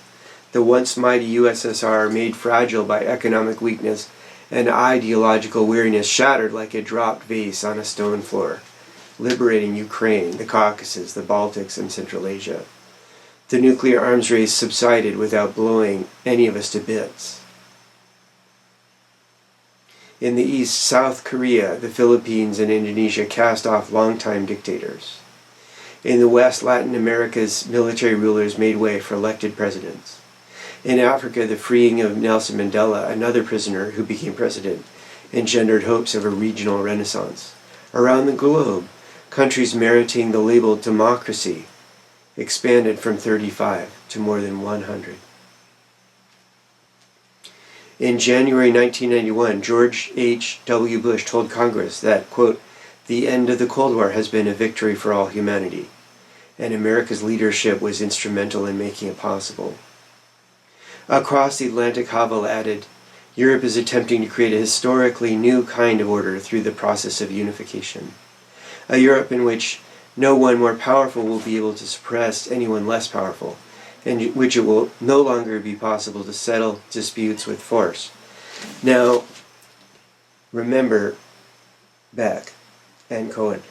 There was a tension deep in the structure. Excuse me for a moment. Okay, where were we?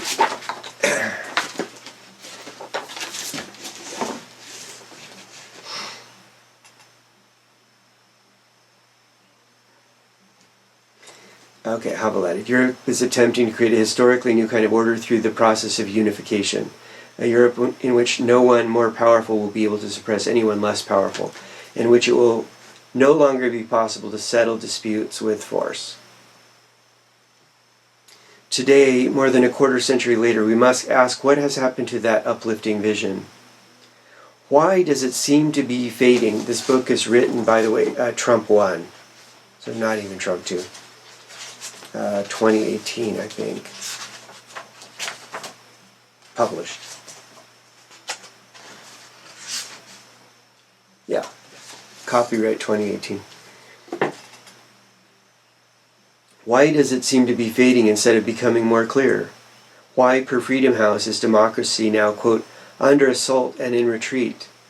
Why are many people in positions of power seeking to undermine public confidence in elections, the courts, the media, and on the fundamental question of Earth's future, science? Why have such dangerous splits been allowed to develop between rich and poor, urban and rural, those with a higher education and those without? Why has the United States, at least temporarily, abdicated its leadership in world affairs? And why, this far into the 21st century, are we once again talking about fascism? One reason, frankly, is Donald Trump. If we think of fascism as a wound from the past that had almost healed, putting Trump in the White House was like ripping off the bandage and picking at the scab.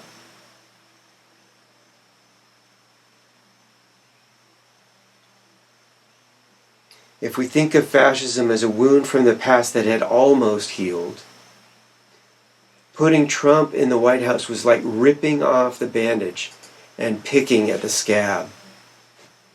To the political class of Washington, D.C., Republican, Democrat, and Independent alike, the election of Trump, this is Trump 1, the election of Trump was so startling it would have caused an old-time silent film comedian to clench his hat with both hands. Now there was foreign intervention. Yank it over his ears, leap in the air and land flat on his back. The United States has had flawed presidents before. In fact, we have never had any other kind, but we have not had a chief executive in the modern era whose statements and actions are so at odds with democratic ideals. From the early stages of his campaign and right into the Oval Office, Donald Trump has spoken harshly about the institutions and principles that make up the foundation of open government.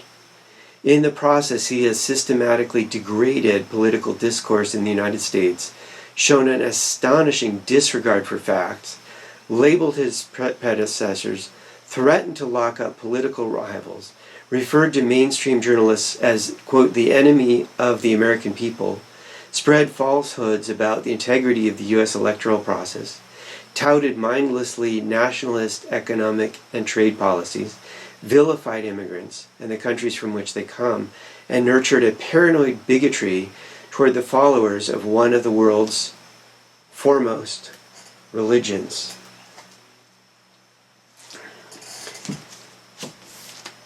So that MAGA, Donald Trump and those people, they are very, very red, right? And every indication is that, in fact, Mandami, when he asked Trump, was asked, do you think Trump is a fascist? Trump just touched his legs and just say yes, apparently. I believe it's true. Okay, so how did we get here?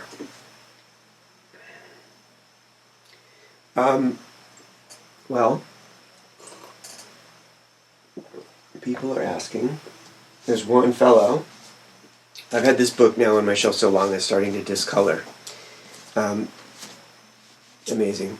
Okay, but so I've been wondering.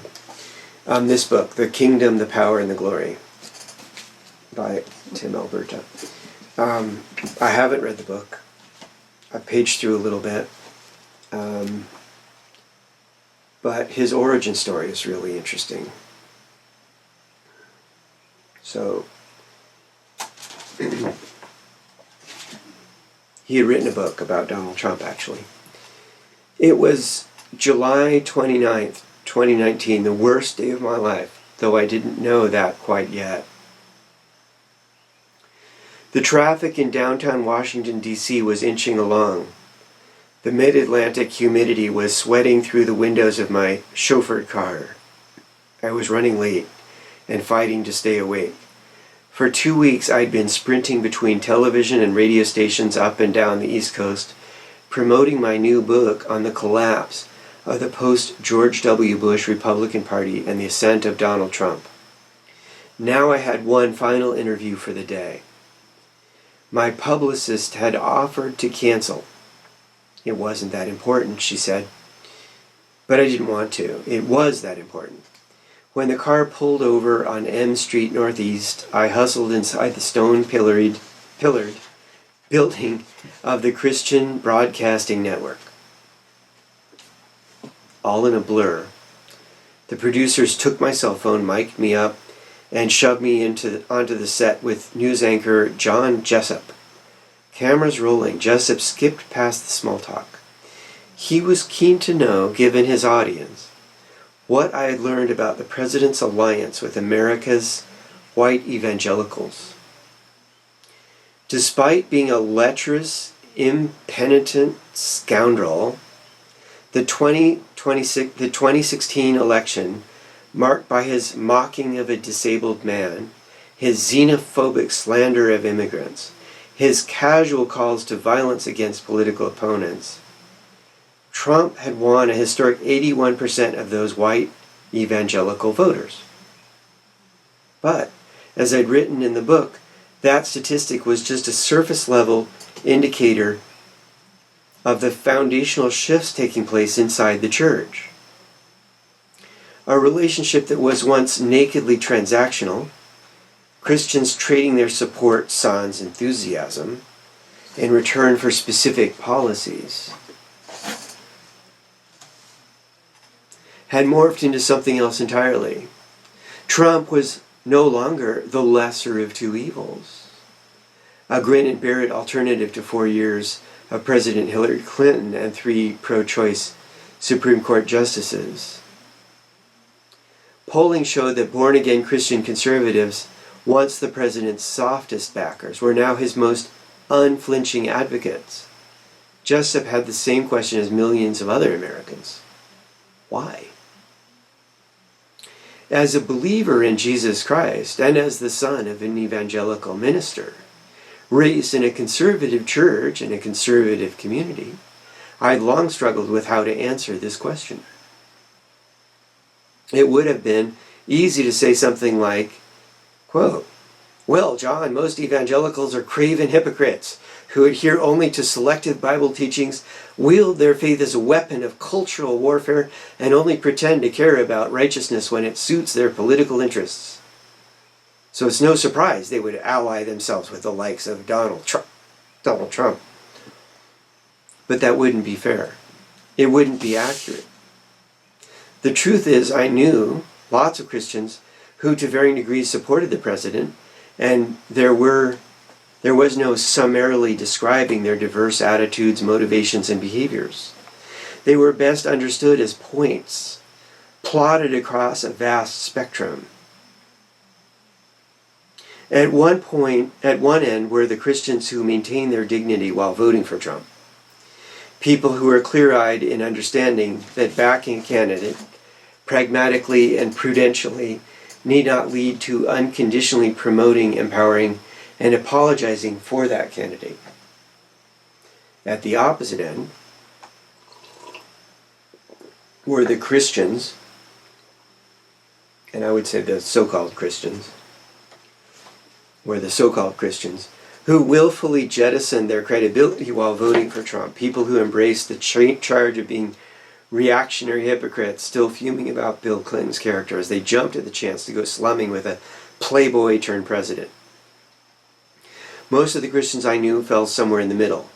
They had all, to some extent, been seduced by the cult of Trumpism, convinced of the false choices that accompanied his rise, drained of certain convictions in the name of others, infected with a relativism that rendered once firm standards suddenly quite malleable. Infected with a relativism that rendered once firm standards suddenly quite malleable. Yet to composite all of these people into a character was misleading. Something more profound was taking place. Something was happening in the country, something was happening in the church that we had never seen before. I had attempted ever so delicately to make these points in my book. Now on the TV set, I was doing a similar dance. Jessup seemed to sense my reticence. Pivoting from the book, he asked me about a recent flare-up in the evangelical world. In response to the Trump administration's policy of forcibly separating migrant families at the U.S.-Mexico border, Russell Moore, a prominent leader with a Southern Baptist convention, tweeted, "Those created in the image of God should be treated with dignity and compassion, especially those seeking refuge from violence back home." At this, Jerry Falwell Jr., son and namesake of the Moral Majority founder and then president of Liberty University, one of the world's largest Christian colleges, took great offense. "Who are you, @Dr. Moore?" he replied. "Have you ever made a payroll? Have you ever built an organization of any type from scratch? What gives you authority to speak on any issue?" This being Twitter and all, I decided to chime in. There are Russell Moore Christians and Jerry Falwell Jr. Christians, I wrote, summarizing the back and forth. Choose wisely, brothers and sisters. Now Jessup was reading my tweet on air. Quote, "Do you really see evangelicals divided into two camps?" the anchor asked. I stumbled a bit. Conceding that it might be an oversimplification, I warned still of a fundamental disconnect, unquote, between Christians who view issues through the eyes of Jesus versus Christians who process everything through a partisan political filter.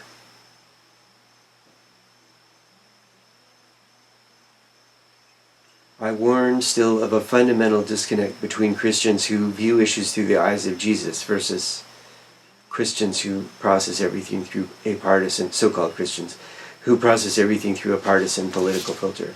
It was painful. As the interview wound down, I knew I'd botched an opportunity to state plainly my qualms about the American church. Truth be told, I did see evangelicals divided into two camps. One side faithful to an eternal covenant,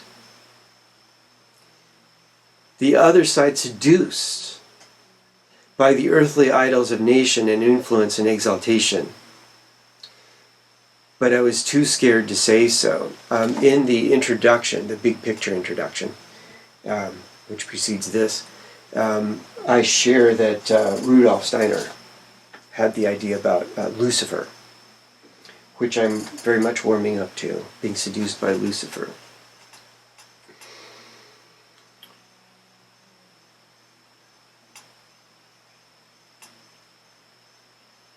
Truth be told, I did see evangelicals divided into two camps. One side faithful to an eternal covenant, and the other side seduced by the earthly idols of nation and influence and exaltation. But I was too scared to say so. My own Christian walk had been so badly flawed. And besides, I'm no theologian. Jessup was asking for my journalistic analysis, not my biblical exegesis. Better to leave the heavy lifting to the professionals. Walking off the set, I wondered if my dad might catch that clip. Surely somebody at our home church would see it and pass it along. I grabbed my phone, then stopped to chat with Jessup and a few of his colleagues. As we said our farewells, I looked down at my phone, which had been silenced. There were multiple missed calls from my wife and oldest brother. Dad had collapsed from a heart attack. There was nothing the surgeons could do. He was gone.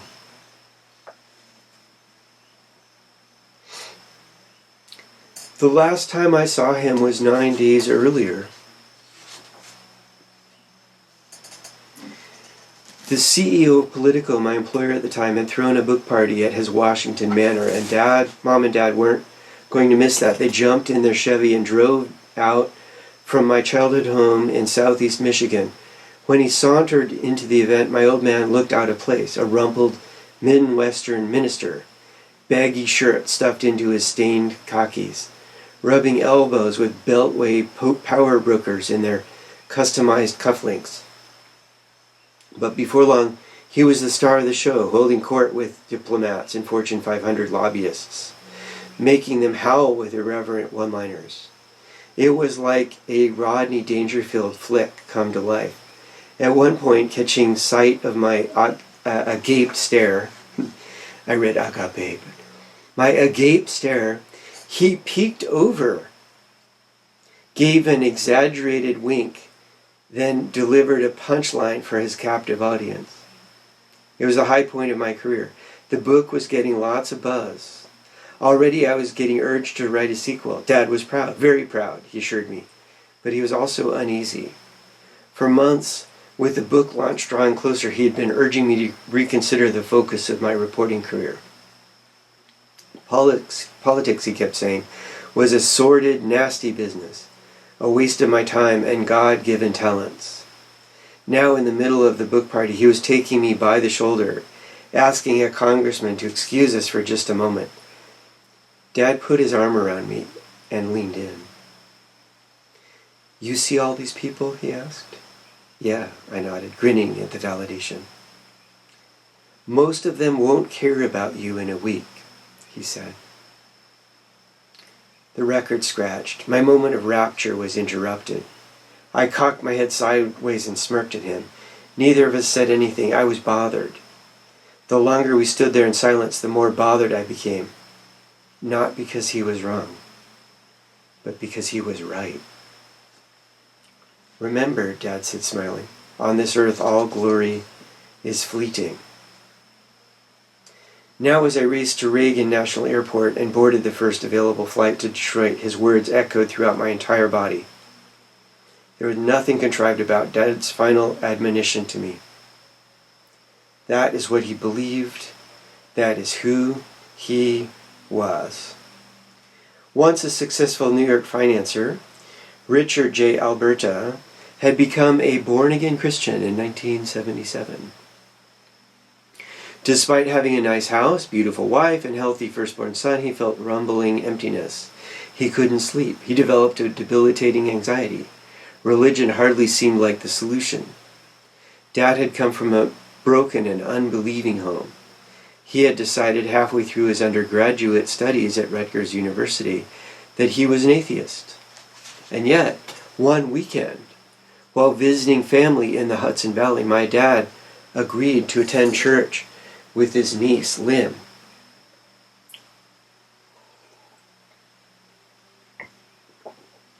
He became a new person that day. His angst was quieted. His doubts were overwhelmed. Taking communion for the first time at Goodwill Church in Montgomery, New York, he prayed to acknowledge Jesus as the Son of God and accept him as his personal Savior. Dad became unrecognizable to those who knew him. He rose early, hours before work, to read the Bible, filling a yellow legal pad with verses and annotation. He sat silently for hours in prayer. My mom thought he'd lost his mind. A budding young journalist who worked under Howard Cosell at ABC Radio in New York, Mom was suspicious of all this Jesus talk, but her maiden name, Pastor, was proof of God's sense of humor.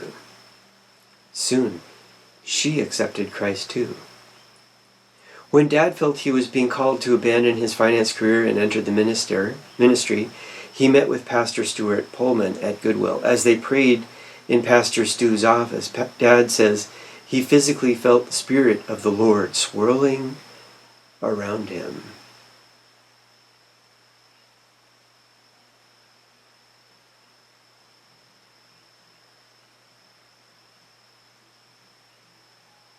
Filling up the room.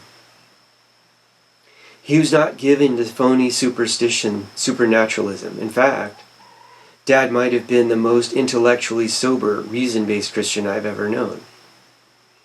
He was not given to phony supernaturalism. In fact, Dad might have been the most intellectually sober, reason-based Christian I've ever known. But that day he felt certain. The Lord anointed him.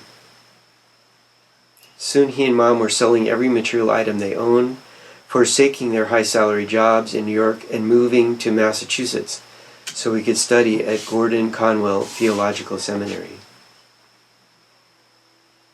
For the next few decades, they toiled in small churches here and there, living off food stamps and the generosity of fellow believers. By the time I arrived in 1986, Dad was Pastor Stu's associate at Goodwill.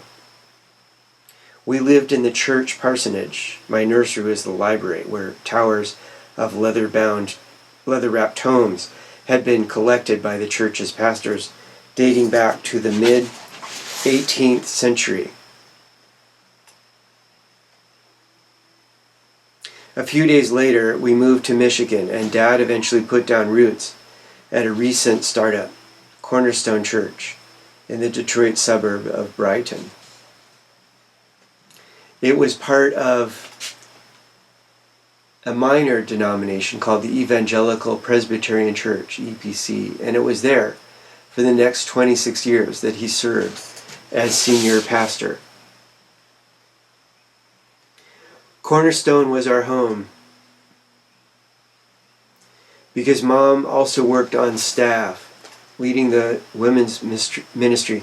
I was quite literally raised inside the church, playing hide and seek in storage areas, doing homework in the office wing, bringing high school dates to Bible study, even working as a church janitor during a year of community college. I hung around the church so much that I decided to leave my mark. At 9 years old, I used a pocket knife to etch my initials into the brickwork of the narthex. Cornerstone wasn't a perfect church.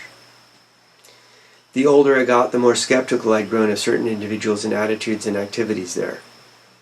But it was my church. The last time I'd been there 18 months earlier, I'd spoken to a packed sanctuary at Dad's retirement ceremony, armed with good-natured needling and PG-13 anecdotes. Now I would need to give a very different speech. Arriving at home, I met Mom in the entryway. She buckled into my arms. The high school sweethearts were a few months from celebrating their 50th wedding anniversary. We held each other in that entryway for a long time. Finally, I suggested she get some rest, keeping Mom steady as we climbed up the staircase. I could smell Dad's aftershave. When we reached the master bedroom, I noticed the door across the hall was swung open. It was Dad's study. I reached in and flicked the light switch. There, on a coffee table in front of a small sofa, was a Bible and a yellow legal pad. We walked over and sat on the sofa. The pen he'd used hours earlier rested atop the legal pad. There were scribbled notes and observations, but at the very top of the page, in his most careful penmanship, Dad had written one verse. "Do not cast me away when I am old. Do not forsake me when my strength is gone. Mom and I looked up at one another. In his final hours on earth, my father, who is 71 years old, had been meditating on Psalm 71. I tucked her into bed. We said a prayer. Then I turned off the lights and walked down the hall, opening the door to my childhood bedroom. Unfolding my laptop, I tried to get started on a eulogy. But the words would not come. I shut the laptop, lay down, and wept.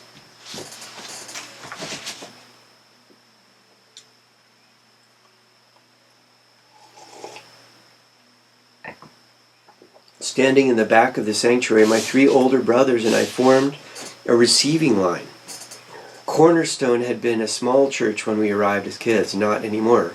Brighton, once a sleepy town situated at the intersection of 2 expressways, had become a prized location for commuters to Detroit and Ann Arbor.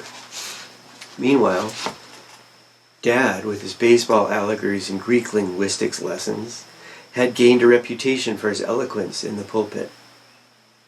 By the time I moved away in 2008, Cornerstone had blossomed from a few hundred members to a few thousand. Now the crowds swarmed around us, filling the sanctuary and spilling out into the narthex, where tables displayed flowers and golf clubs and photos of Dad. I was numb. My brothers too. None of us had slept much that week, so the first time someone made a glancing reference to Rush Limbaugh, it did not compute. But then another person brought him up, and then another. That's when I connected the dots.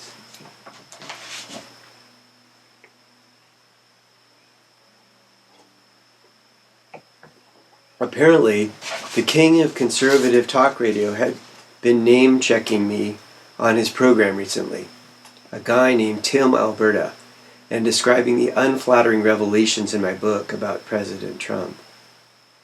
Nothing in that moment could have mattered to me less. I smiled, shrugged, and thanked them for coming to the visitation. They kept on coming, more than I could count.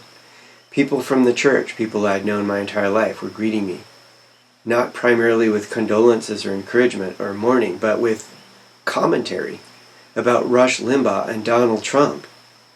Some of it was playful, guys remarking how he was the same mischief maker they'd known since kindergarten.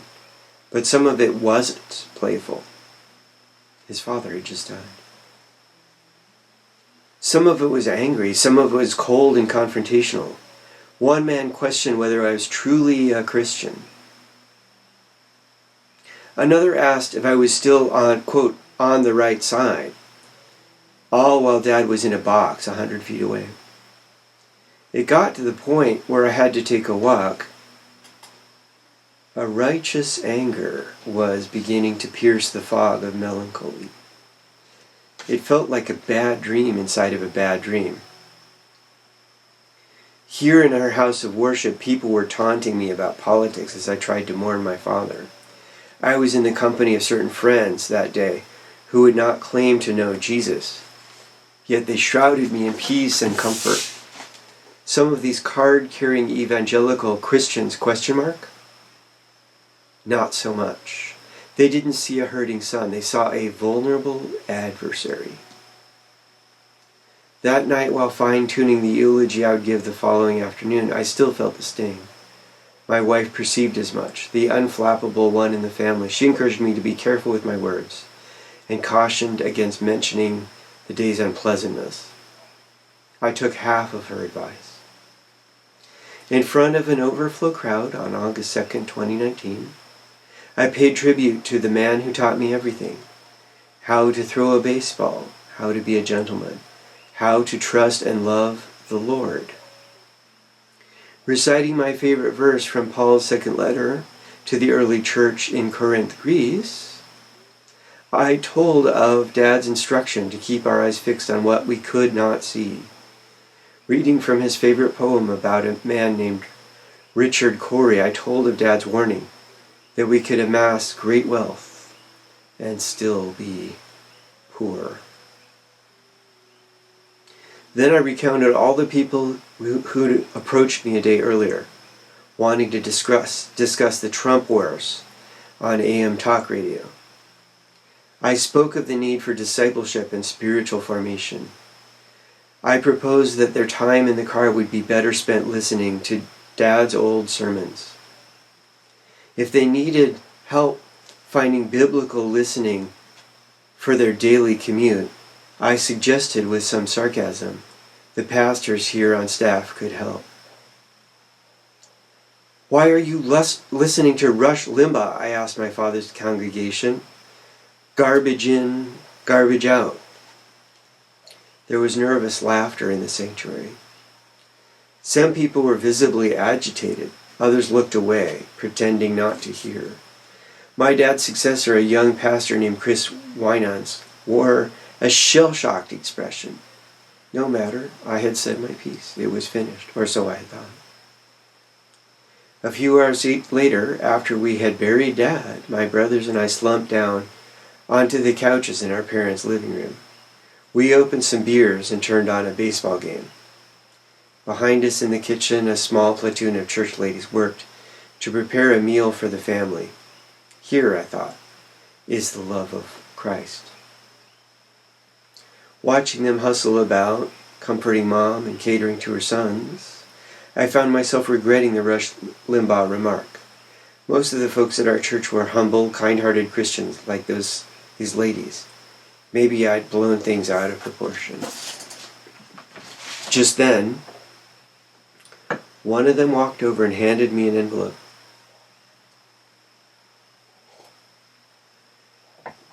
"It was left at the church," she said. My name was scrawled across it. I opened the envelope. Inside was a full-page-long handwritten screed. It was from a longtime cornerstone elder, someone my dad called a friend, a man who mentored me in my youth group and had known me for most of my life. He had composed this note on the occasion of my father's death to express just how disappointed he was in me. It was part of an evil plot, the man wrote, to undermine God's ordained leader of the United States. My criticisms of President Trump were tantamount to treason against both God and country, and I should be ashamed of myself. However, he assured me, there was still hope. Jesus forgives, and so does he. If I could use my journalism skills to investigate, quote, the deep state, unquote, he wrote, uncovering the shadowy cabal that was sabotaging Trump's presidency, then I would be restored. He said he was praying for me. I felt sick. Silently, I passed the letter to my wife. She scanned it without expression. Then, in a violent spasm, she flung the piece of paper into the air and with a shriek that made the church ladies jump out of their cardigans, cried out, "What the hell is wrong with these people?" And once again, I have written, indeed. What the hell is wrong with these people?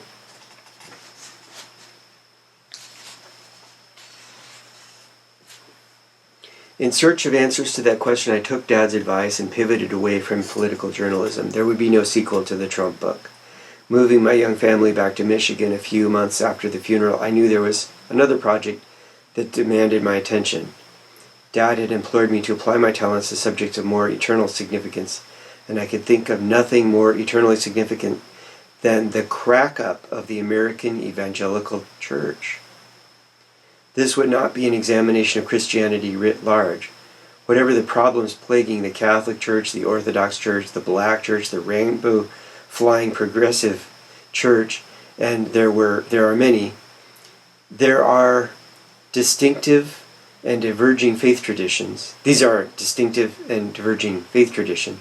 What I could offer was a window into my faith tradition. It happens to be the tradition that is the most polarizing and the least understood, the tradition that is more politically relevant and domestically disruptive than all the others combined, evangelicalism. And he closes it up just to the very end here. He writes at the end of the prologue, the crisis of American evangelicalism comes down to an obsession with that worldly identity. Instead of fixing our eyes on the unseen, since what is seen is temporary, but what is unseen eternal, every day I chant Aloha Ke Akua. As Paul wrote in 2 Corinthians, we have become fixated on the here and now. So-called Christians have become focused on the horizontal, and they've lost track of the vertical.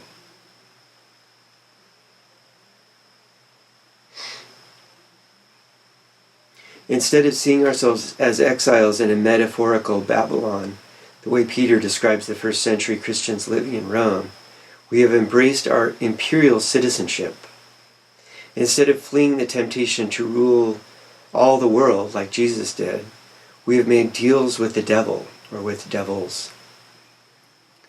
Why, I wrote, with devils? Why, or as my wife might ask, what the hell is going wrong? What the hell is wrong with us? Why? Or as my wife might ask, what the hell is wrong with us? In search of answers, I would spend much of my next 4 years embedded inside the modern evangelical movement. I toured half-empty sanctuaries and standing room only auditoriums. I shouted big city televangelists and small town preachers and everyday congregants. I reported from inside hundreds of churches, Christian colleges, religious advocacy organizations, denominational nonprofits, and assorted independent ministries. Each of these experiences offered a unique insight into the deterioration of American Christianity. But the further I traveled from home, the clearer it became. The best explanation for afflicts the church was evident at my church. So I admire this man for having the courage to write this book and the one before it. I haven't read the whole book, but pretty interesting, and I think on point. What does it mean to actually be a Christian? To be with Christ in the world.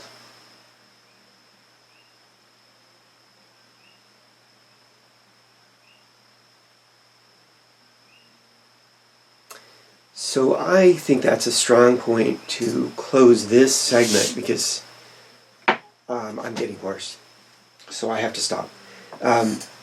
My idea is to share with you something I spent a lot of time writing carefully with a friend, which is an introduction to spiral dynamics, which I think we'll do. At least some of it. But from here, what does it mean to be a really intelligent, inquisitive, curious, truth-seeking Christian in 2026? Right? After all this pus, this boil has been exploded in our faces, and we're looking at this freak show. And actually, it's actually terrifying, right? Because military is being degraded. China basically rules the world of manufacturing. What's happening in Europe with Ukraine and Russia is pretty upsetting.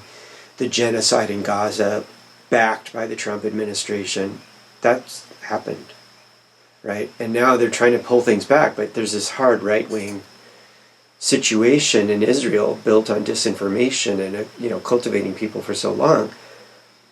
It's not quite clear what, and now we have the war with Iran too. So yeah, it is this time. But I think spiral dynamics actually gives us not only a way to grasp what happened, right? We regressed things, the world in the face of the polycrisis, which I talk about in my introduction. There's a polycrisis, right? Global warming. We just had a whole bunch of roads closed here on the Big Island, and we've got another storm on the way, and they're thinking the Nino part of this is climate change, and it is global warming, right? Here we are. refugee crises and wars and on and on. But, see, spiral dynamics doesn't just help us understand what happened, that people were able to manipulate other people and get them to regress into this far right, neo-fascist or fascist, red Trumpism, MAGA-verse reality, right? And there are people who really drove this into place using technology. And there's a book about that, actually. It's called Silicon Valley Fascism and something about the end of democracy or the peril to democracy, something like that. But sounds like he's really done his research and interesting, right? How did we get here? I'm sure that book has some story for us too. But spiral dynamics does more than that. It doesn't just help us understand history. It's fascinating because you can study history and study spiral dynamics together, and it's quite intriguing, especially when you get into the details. Spiral dynamics tells us that there's a continuum of human evolution and human cultural evolution. And it's unbounded, according to Don. There's no end. It keeps growing. Human civilization will grow and develop and become more sophisticated. And, thankfully, more wise, more compassionate, more tolerant, more embracing of possibilities. And that's where the second tier kicks in, right? So we've brushed on the first tier all the way up. Beige, purple, red, blue, orange, and a little bit about green. The Democratic Party has to talk second tier, right? We all do, right? I think we just probably because we're stuck in the two-party system in the next election at least, I think we just have to look at this and go, okay, we have this dumpster fire with kryptonite in it, and then we have something that's trying to become something new, but there's so much bribery in politics, we might have to use that as the vessel to get us to something else. We're going to have to get the money out of politics, obviously. We're going to need to be a lot more aspirational and take the U.S. Constitution, really go back to what we were given as a living document, an aspirational document, a document written by deists. And yes, some of them did believe in slavery. Thomas Paine did not. And he was not treated well for it. I think we need to look at bigotry, slavery, the slave history, how we've treated indigenous people with the eyes as if each of us were in fact Jesus Christ. What would Jesus do? Right? What would Jesus do? What would Jesus have done? Okay, all these terrible things have happened by people who are greedy and selfish and took other people's land and all of it, enslaved people, oppressed people. And now we have the modern techno version, the techno-fascism, the oligo-fascism that is basically doing much of the same. Well, maybe we don't want to be doing that. What would Jesus do? So then, let's turn with what we have, because all we have is what we have. So we have this broken political system in the United States. Who is asking, what would Jesus do? Here's what I think we can do if we want to be good. We don't have to be Christian, just good.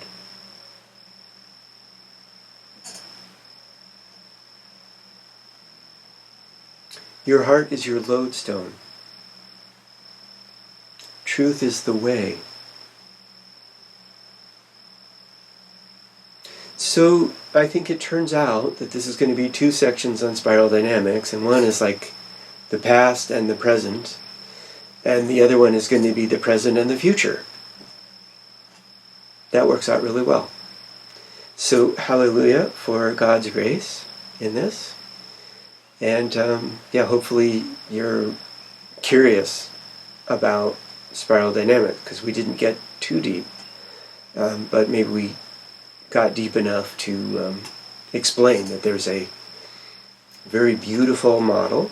It's a model, right? It's not perfect. It's a map. It's just the best map I've found to try to talk about human cultural evolution. But I found it's necessary to put it with this other metaphysical map. And then now we have something where we really can look at social systems, because the seed logos really helps us map the sectors of society, for instance. And different people are going to be developed in different sectors. So it also describes individual humans. Everybody's got their strengths and weaknesses. That's part of being human. And so if you're building a corporation or a church group that has a purpose, you want to put together people so they complement each other's strengths and weaknesses. So altogether you have a team. And if that team is working together and everyone on the team agrees, doesn't hopefully vote, maybe they all agree, maybe they get to consensus, right? They all agree about something. This is where we need to try to take our politics, by the way.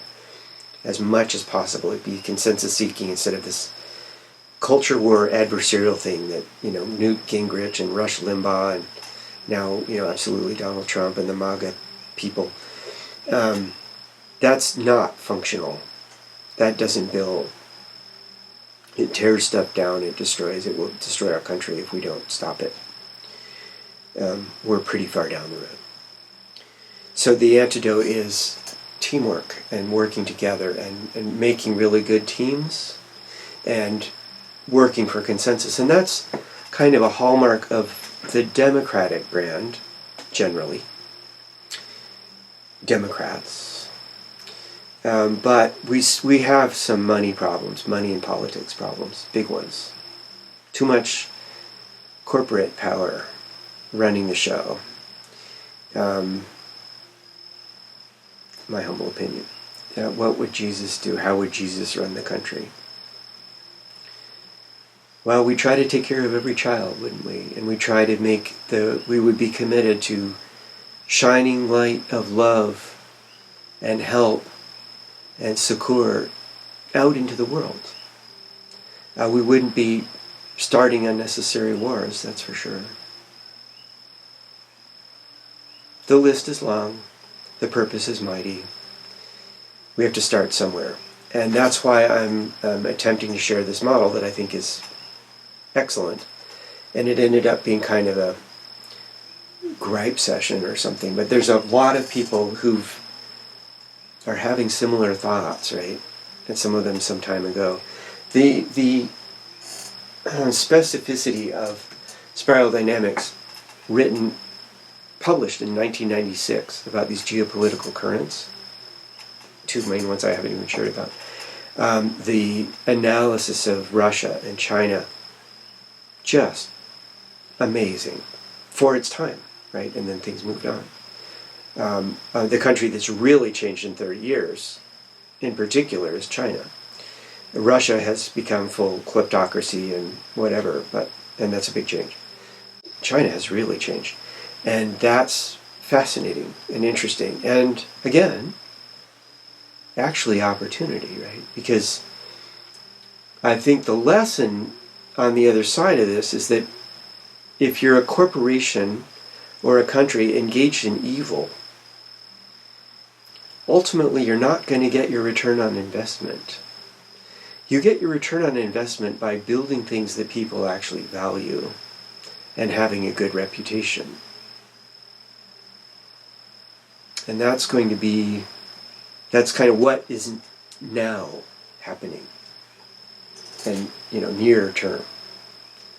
And this is why yellow. So what is yellow? Just to give you the glimpse.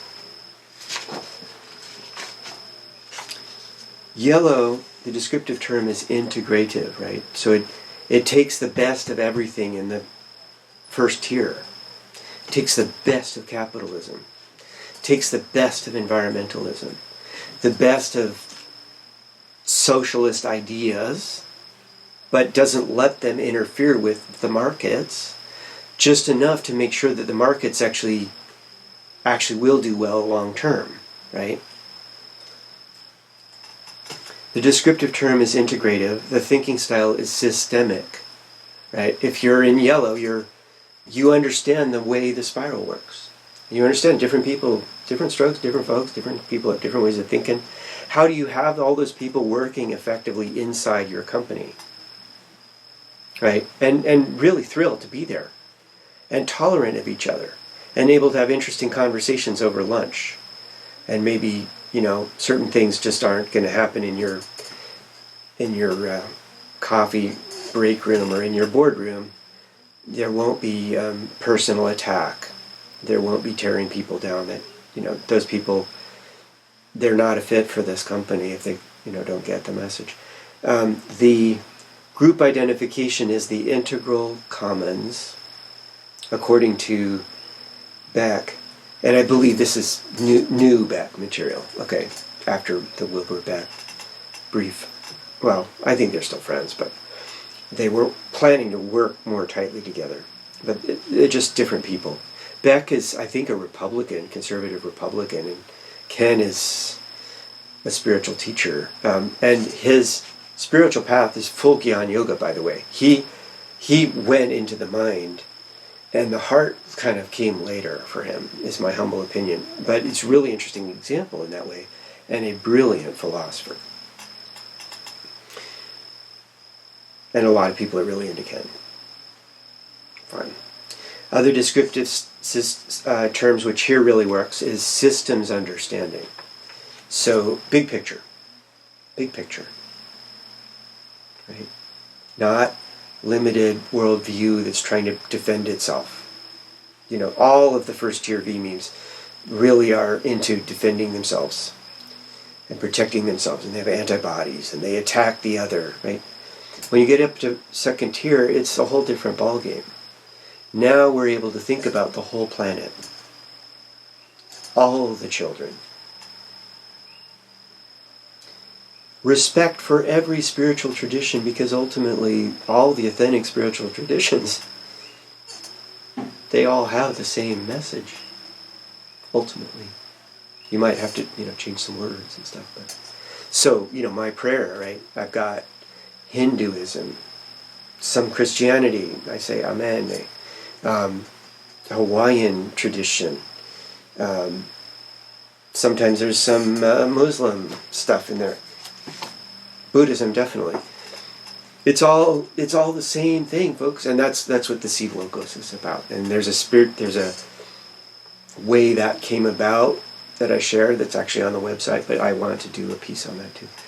Okay, well, my throat is parched. So, Aloha Ke Akua, Aloha Aina, Malama Pono, Amene, I love you. Every human is a child of God. Every soul is sacred. Lucifer takes many in the wrong place, and if someone goes far enough down this path of arrogance and attachment and greed, they will lose their way, right? And they will forget that their soul is eternal. And if an eternal soul dies believing it's not eternal, not understanding that, energy follows awareness. It's a huge tragedy. That's essentially the teaching of all the traditions, including the Gospels. You are eternal, but you have to turn to God.